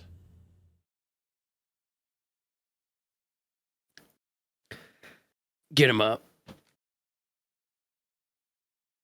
Dom hesitated, but Jack was upon me in a flash, dragging me up just enough so that when Dominic finally took over, it was more to hold me upright. He walked back the way we'd come. We walked back the way we'd come, up to where we'd come in. Uh-huh. And then outside. The cold nipped at my skin under my fur, but compared to the depths of the mill, the air was clean, and I took a deep breath, breathing out, hoping it'd clear my head. So it turns out no one's coming for you, kid. I paused, looking over to Memphis, worried. Maybe they just got out. Maybe they're fine and there's a reason they didn't come. Unfortunately for you, I don't like waiting. Which is why I've waited for 24 days. Okay, exactly. All right, dude. Whatever you say, man. You really can't characterize him as somebody who doesn't like waiting when he's waited for almost 4 weeks. Fucking unhinged. And then also just waited for the last 24 hours doing nothing. Gosh, we're going back to the cabin. Oh, we are. Got everything I need back there now, anyway. Well, come on, Dave. Let's get you locked back up.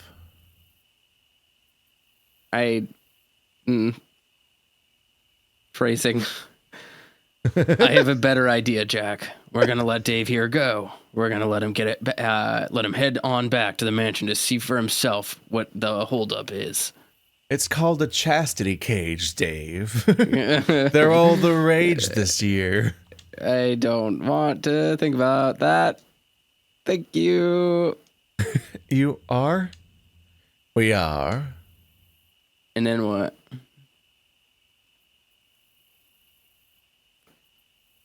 Then if he makes it back, he can let the others know we're coming.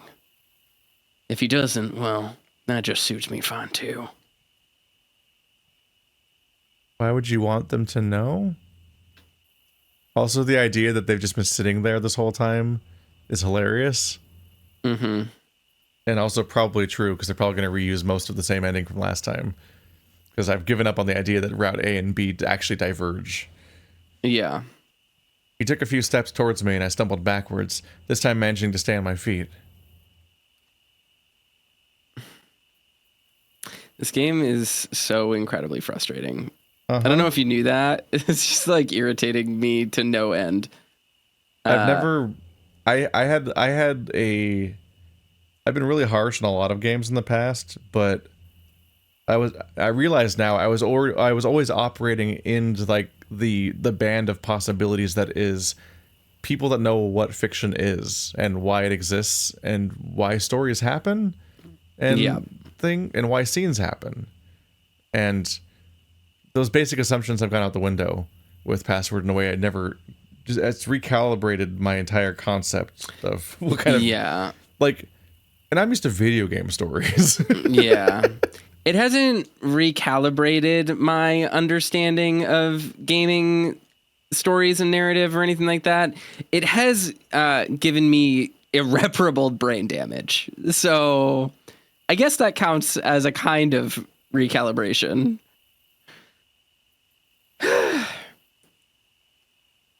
But I'm not taking any chances this time. It's about time something went my way, but I still want to have fun with it. What do you mean, boss? Jack, why don't you give Dave here a going away present?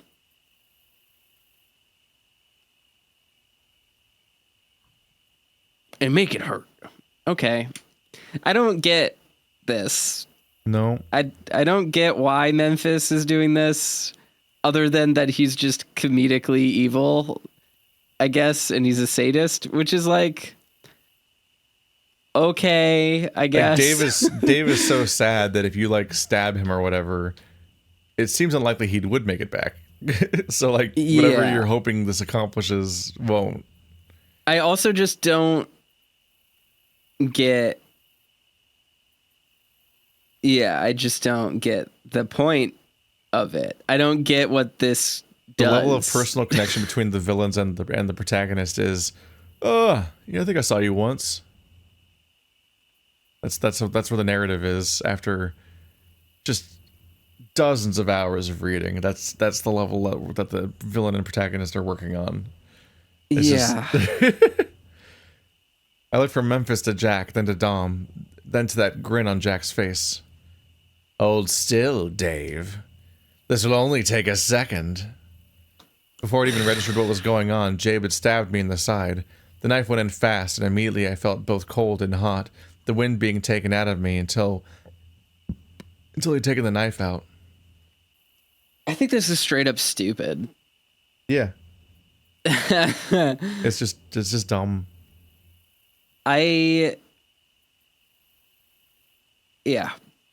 It's incredible how much more storytelling is in a single line of an NPC's dialogue in Elden Ring by comparison to 130 hours of this game.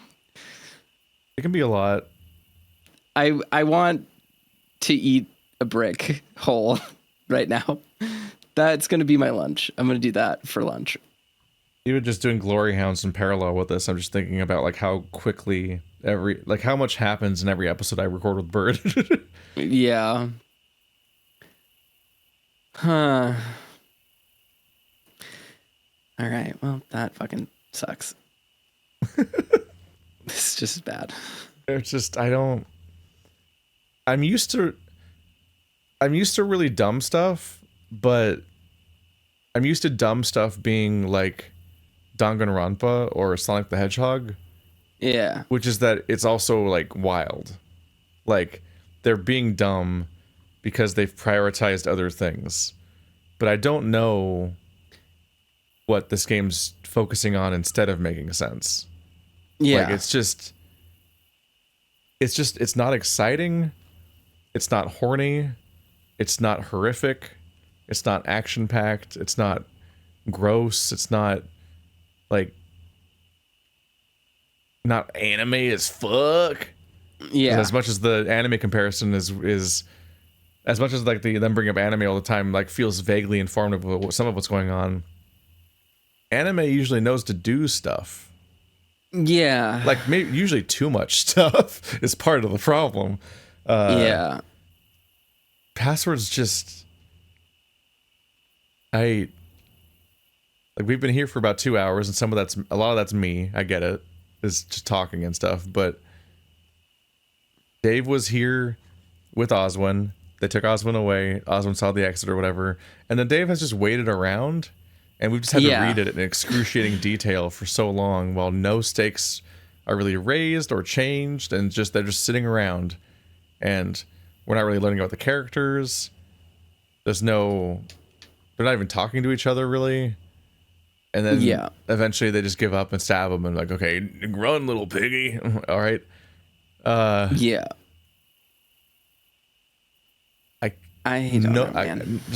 other thing I've read would write this much about nothing. It's just one of those things where it's like every single time we play, I'm like, wow, this is a colossal waste of time. I hope we get paid for it. That's like the thought that's like running through my mind. You know, except I mean, you do this time. Sort of. I did get fan art, and the fan art was good, and I liked it, and thank you. That's my payment. I'm not trying to come off cynical when I say that. Like, it is just one of those things of like you hit an age where you start musing aloud about how you're spending your life. Yeah, exactly, and it is just very much like, all right, I guess this is the bed I have made and now I am laying in it. Like, it's just, it just is. And we ourselves had so many chances to escape, but we just stared each other down. Yeah. It's just like playing chicken with an oncoming train is like a bad idea in general. And it is just what happens to you. But that's okay. It's okay. It's okay. We're fine. There's two. I'm fine. I don't know why you guys are acting so weird. What? There's two conflicting elements, because on one side there's dead dove inside, do not open. Yeah. But on the other hand, there's the audience that keeps assuring us that no, you played the bad route with the bad character. Go play the good route with the good character. Now it's gonna be better. Yeah. And now I just have to. They convinced me that there wasn't a dove inside the bag, and they tricked me. And I don't know who this audience is that, one, thought that Tyson's route was the good one of all things. But two, that is deeply troubling. I don't know what audience thought that Route A was better than Route B when it's 90% the same route playing out, but also Oz is there. I mean, there's a lot. I guess I should have preemptively known not to trust the audience of Password. Yeah. Because they've self-selected to being insane. But Jesus Christ. I think I had too much faith. Yeah. I think that there is, I don't want to say something to be said about like people's expectations in this, but there is like there's like an interesting phenomenon happening here to me that I see, where it's like people said that the Tyson route was the good one, and like I'm gonna let's be really generous and say it is. Let's say this is the peak. This is the peak? You know what I mean? Like, yeah, no, it's brutal. Like, I don't know. It's just like settling for less, I guess, is what I'm saying. That's a mean way of saying that, but that's what it feels like. No, that's what they're doing. They looked at an infinite option of, they looked at a gallery of infinite options, because there's such a glut of competition in this genre. Yeah.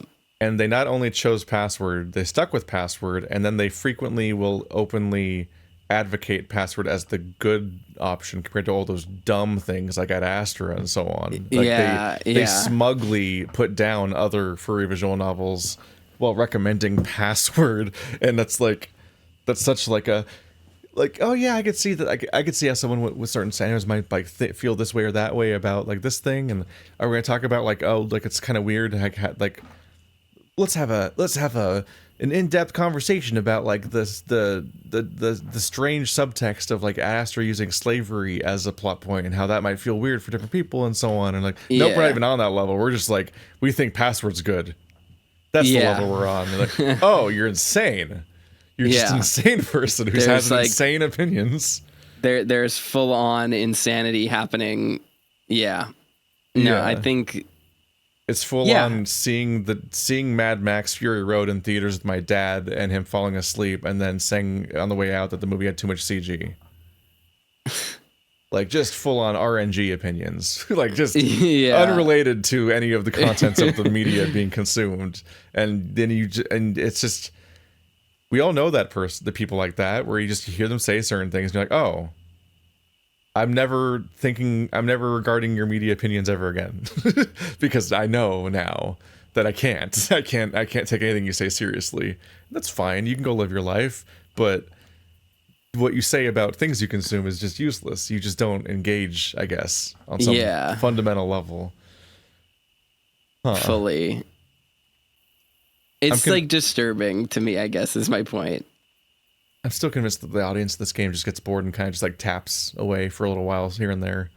Just to be fair, just skips and bursts. Yeah, I am very bored right now, so I get it. Like I'm with them. I'm with them doing 27 other things too while I do this, because otherwise it's fundamentally unbearable. Mm-hmm. And we can hear it. Great. That's the toaster meter in the background is the ambient noise. Yeah. It's me collecting items I missed in the Elden Ring DLC. Like it's just like we're fully there at this point. Like I just can't. I don't get it. I don't see what the point is. That's all. If I could play Vampire Survivors at the same time, I would. That's what I have been doing the past few sessions. Is like, I'll do some vampire. We could take turns. You would not do that. No, I wouldn't. You're right. You don't pay me enough. This is not in your character. You can't pretend to be this charitable. It's just rough. It's just rough. I don't know. I feel like the me of 100 hours ago is a different man, and like I've irreparably damaged our relationship by playing this game. I don't know if that is quite it. It's more like I've eaten too many lead paint chips now, and I'm like permanently have a shorter fuse. Like it's just like it's degraded my brain. I don't know. It is what it is. Now run along, Dave. If you're lucky, you might make it back before you bleed out. My vision started to blur, and my hand went to my side to try and stop the bleeding. I had to get back. I had to seek medical attention. There was no sense in trying to get back into the mill and find a way out that way. At least outside I had the moonlight to help, or even the river. Inside it was darker and more dangerous to go wandering around in blind. Also, they won't let you, Dave? Like, explicitly, they sent you to go back to the mansion. They're not going to let you just leave through the windmill now. That's the real reasoning. I don't know why you felt the need to explain it in such great detail, as if that was a thing and, that was up for debate. That is deeply funny. It's so weird how often that happens in the narration, where you're like, why are you explaining that? No, that's not even what we think is the stakes. Why do you think that we think that? As I wandered away into the woods, I could hear Memphis laughing. I could hear Jack cackling to himself alongside. Nothing but Dominic from that. But that hardly mattered. I just had to get help. This is one of the most egregious use of wandered, I feel like. Given the raised stakes of the scenario, using wandered just feels wrong. Help! Everything looked the same. Everything was the same to me, given it was just tree after tree, step after step in a dark forest. I didn't even know which way was forward. Help? Anyone? There was no sense in keeping quiet anymore. I'd left those we knew were dangerous behind me, and every step I took just had to be closer towards someone better. At least I hoped so. What time was it? What would my friends say once I got back? What was going to happen next? I just had to keep thinking things through. So I kept moving. I headed towards the sound of water, possibly because it was of thirst. Maybe because it was a landmark I could use to try and navigate. Why is does Dave always have to guess at his own thought process? Like he doesn't know it. Though even as the river came into view, the only thing I could register was the pain coursing up my side. How much blood had I lost? How much more blood could I afford to lose?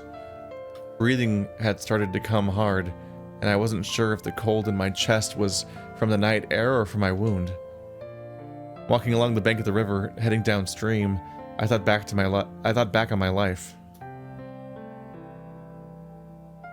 The vacation was the most recent event, the most recent development in my life that seemed to have shaped me in what I assumed would have been a great way.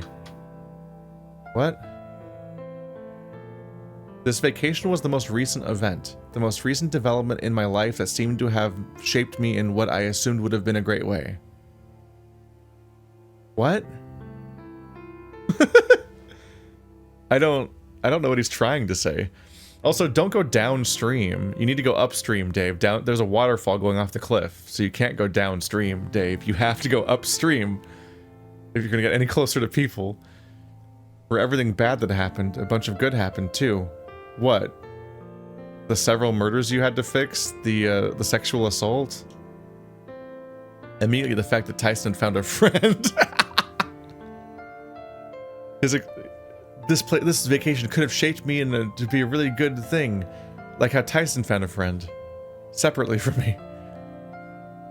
The fact that Tyson found a friend and seemed to slowly become accepted into the group made me happy. I worried for him for so long, but things seemed to finally be going well for him. No, where we left off narratively, it became out that he sexually assaulted you, and they all hate him now. Did you forget? Yeah. As for Haas, I'm glad that he was still fitting in, so nothing has changed. For being someone that I'd only known for a year, I knew I was around a good person when I was with him. Okay, so nothing happened to Haas. Haas is literally not a dynamic character in this narrative. Gotcha. Then there was Dean and Orlando. As much as of a mess I'd been the past year and a half, they'd both done their best to constantly make me smile. Orlando especially, as he's been trying for years. Not to say that Dean had tried less. He just had a different method. Though all three of us had our troubles, the two of them made it feel normal. The two people you never confided in about your father's death. They didn't know until 9 days ago. I thought back to Roswell and Sal. I felt I could trust both of them, especially Roswell's been lying to us all game. Remember how all the lies that this entire game is based on, that are Roswell's lies? Just being wiser, or at the very least smarter than me. I had faith that they'd do right by me if I ever got in trouble. So Sal's objectively an idiot. Yeah. Like, he doesn't understand anything about anyone. He seems to not have interacted with anybody in the last 10 years, and doesn't understand human interactions on any level, and has no wisdom to offer, and thinks cops are good. Roswell... This entire game is about Roswell's lies. You explicitly can't trust him. He's the character you can trust the least. But given my current circumstances, I wished that something had just happened to prevent them from coming through with a rescue plan. Or if not a rescue plan, they had a contingency for me not being saved. Yeah, it's you dying, Dave. Yeah. What if he doesn't get saved? I guess he's dead. Oh. Shaken from my thoughts, I remembered where I was. Water. I just had to follow the water. If I did, I could probably find my way back to the mansion. I'd done it once before, after all. One, what is this location? Like, this is like what I expect to see when I go to Hawaii. So like, it's just not the same woods the rest of the game is set in. But two, you said you're going downstream, which goes to the cliff that we've already established, because that's where he was with Tyson, when Tyson gets attacked by Jack in the other rending. So that's not gonna find the mansion at all. I can keep going. I have to keep going. Stopping only to take in another deep breath of air, I continued on. A feeble whine escaped my mouth as I struggled to move forward, to keep moving, half collapsing on a tree for support as I continued on. As I continued on, god damn it. Literally, as I continued on, I heard a voice calling for me, somewhere far off. but it was my name. I stopped, if only to see if I could tell which direction it was coming from, but it was hard to say. It was even hard to pick out who the voice belonged to, but they sounded worried. Out of the corner of my eye, I saw a brief glimpse of something bright moving through the trees, and I thought it was Jack, but when I focused, I knew it wasn't. Disappearing behind the trees, I started to follow where it went. The only bearing I had, given the river, was all I had. God damn it. And I knew it didn't run alongside the house. If anyone at home is wondering why my speaking is so stilted and weird and confused and I'm stumbling on everything, it's just like the sentences just don't make sense. Yeah, and they have no flow, and so I really struggle to read it. Yeah, reading the text of this game is like listening to a speech jammer. Like, it's fucking impossible to read it out loud. It's very difficult. They're incredibly strange sentences to read on a cold read. It's very weird. But as I approached where I thought it would be, I was greeted with more darkness, at least the first couple of times. The last, however, I came to a stop in a small glade with that figure standing there as if waiting for me. Hello? I became aware of how hard my heart was beating in my chest, and how hard I was breathing.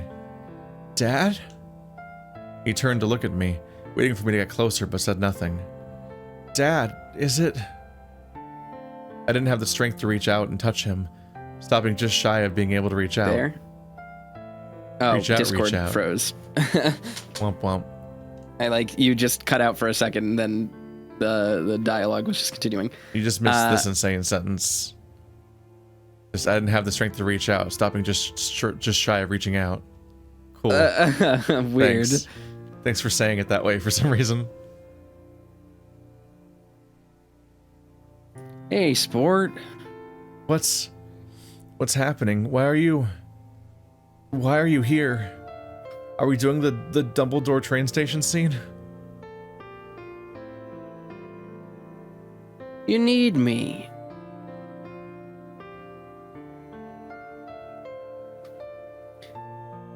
Though you're looking a bit rough there, buddy. What happened? He chuckled, though I could hear the worry. He still hadn't moved, and so I didn't either, just in case. A lot.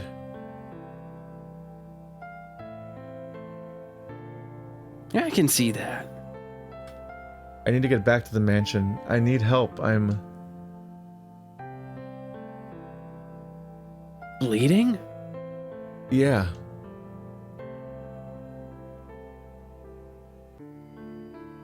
Well, better follow me then.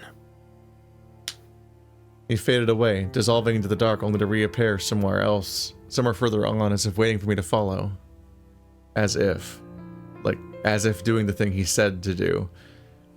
It was like this most of the way forward until I stopped to catch my breath again. Dad, wait, I can't go that fast. Sure you can.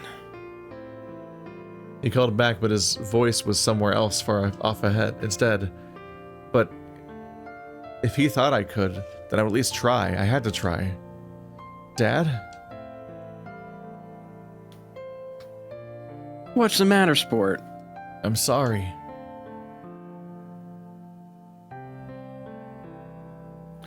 What for? I'm sorry for not being a better son, I flinched as he reached out to touch me, but the contact never came. Instead, he just pulled his hand back and shook his head. I don't understand. Is it meant to be a lingering thread in the narrative that Dave thought he wasn't a good enough son to his dad? When? About what? Like, they seem to just have a nice, happy relationship, and then he died. The end. No, yeah. Like, it's not informed by anything.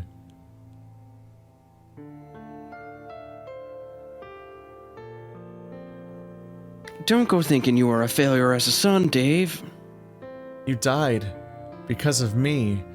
Because of insanely convoluted quantum nonsense and a rival mafia, but... me.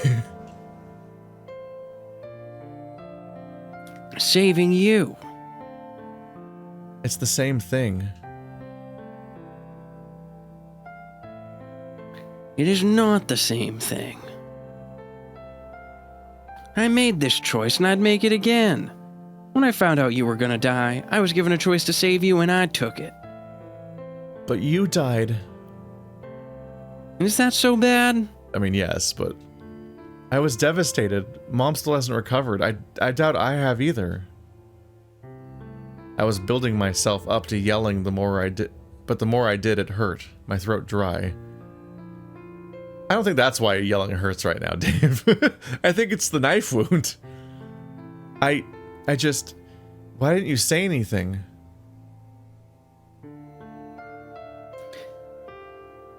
What would you have wanted me to say, Dave? What would you have wanted me to say about your mother? Also, I imagine he wanted to live to your while mother, saving everyone. You left almost without saying goodbye. You left as if it was any other day with me and Tyson, just waiting for you to come home, and you never did. He disappeared again. Was I hallucinating, or was it actually him? A ghost, maybe, but at the very least I saw him appear further on, as if guiding me forward.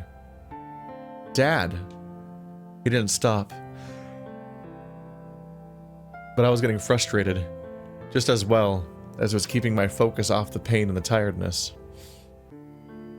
Dad, wait. But he didn't. Instead, just walking forward. I have something I need to tell you. He stopped, slowly turning around to face me and waiting for me to catch up. What's up, son? I have a boyfriend. That's great, son. If I don't make it, you need to tell them. I'm not telling them anything, Dave. You have to tell them yourself.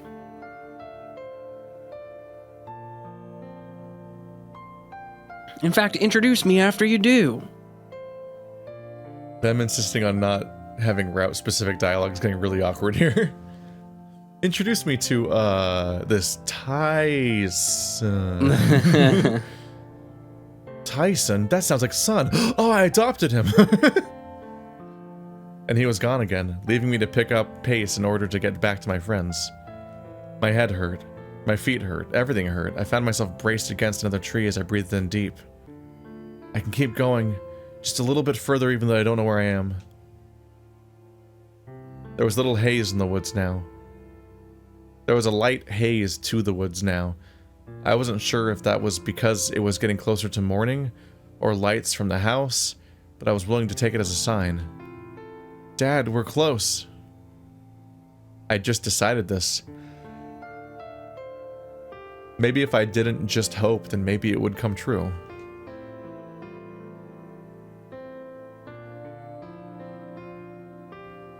You think so?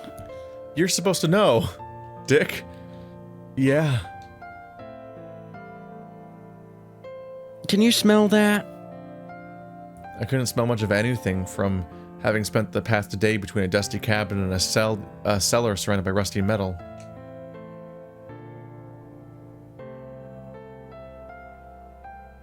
It smells like home. Home? Like our home? Yeah. But that's impossible. We're not at home, we're on a mountain. Maybe someone else's home then. Dad, you know where we are. The mansion. Yeah.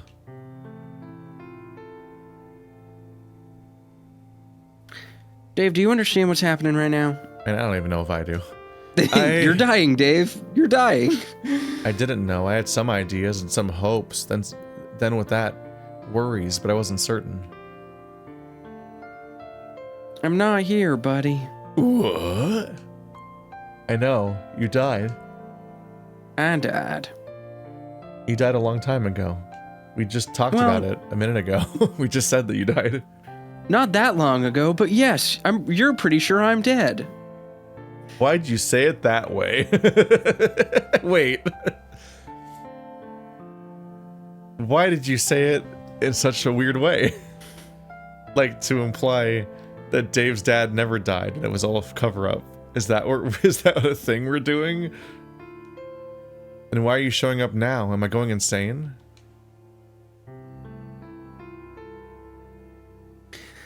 Who isn't a little bit like peanut butter, son? Huh? Nutty. I cracked a smile. Then that smile became a chuckle, then a full-blown laugh. That joke was real bad. You came up with it. Maybe I'm more like you than I thought. And I couldn't be prouder. With one last smile, he faded away, leaving me in the quiet of the forest. Having followed for so long, I was left without anything to guide me forward. Except for, you know, him appearing in a series of locations that are all in a direction. I don't have object permanence. I stood there in the dark, staring at the spot where my dad had been only moments before. He was gone. I just wanted to say goodbye. I wanted to smile at the irony of me forgetting to do it a second time, but I couldn't. I wanted to keep walking forward, but I couldn't. My feet wouldn't move. At least I was upright. That's what people said about Biden this weekend.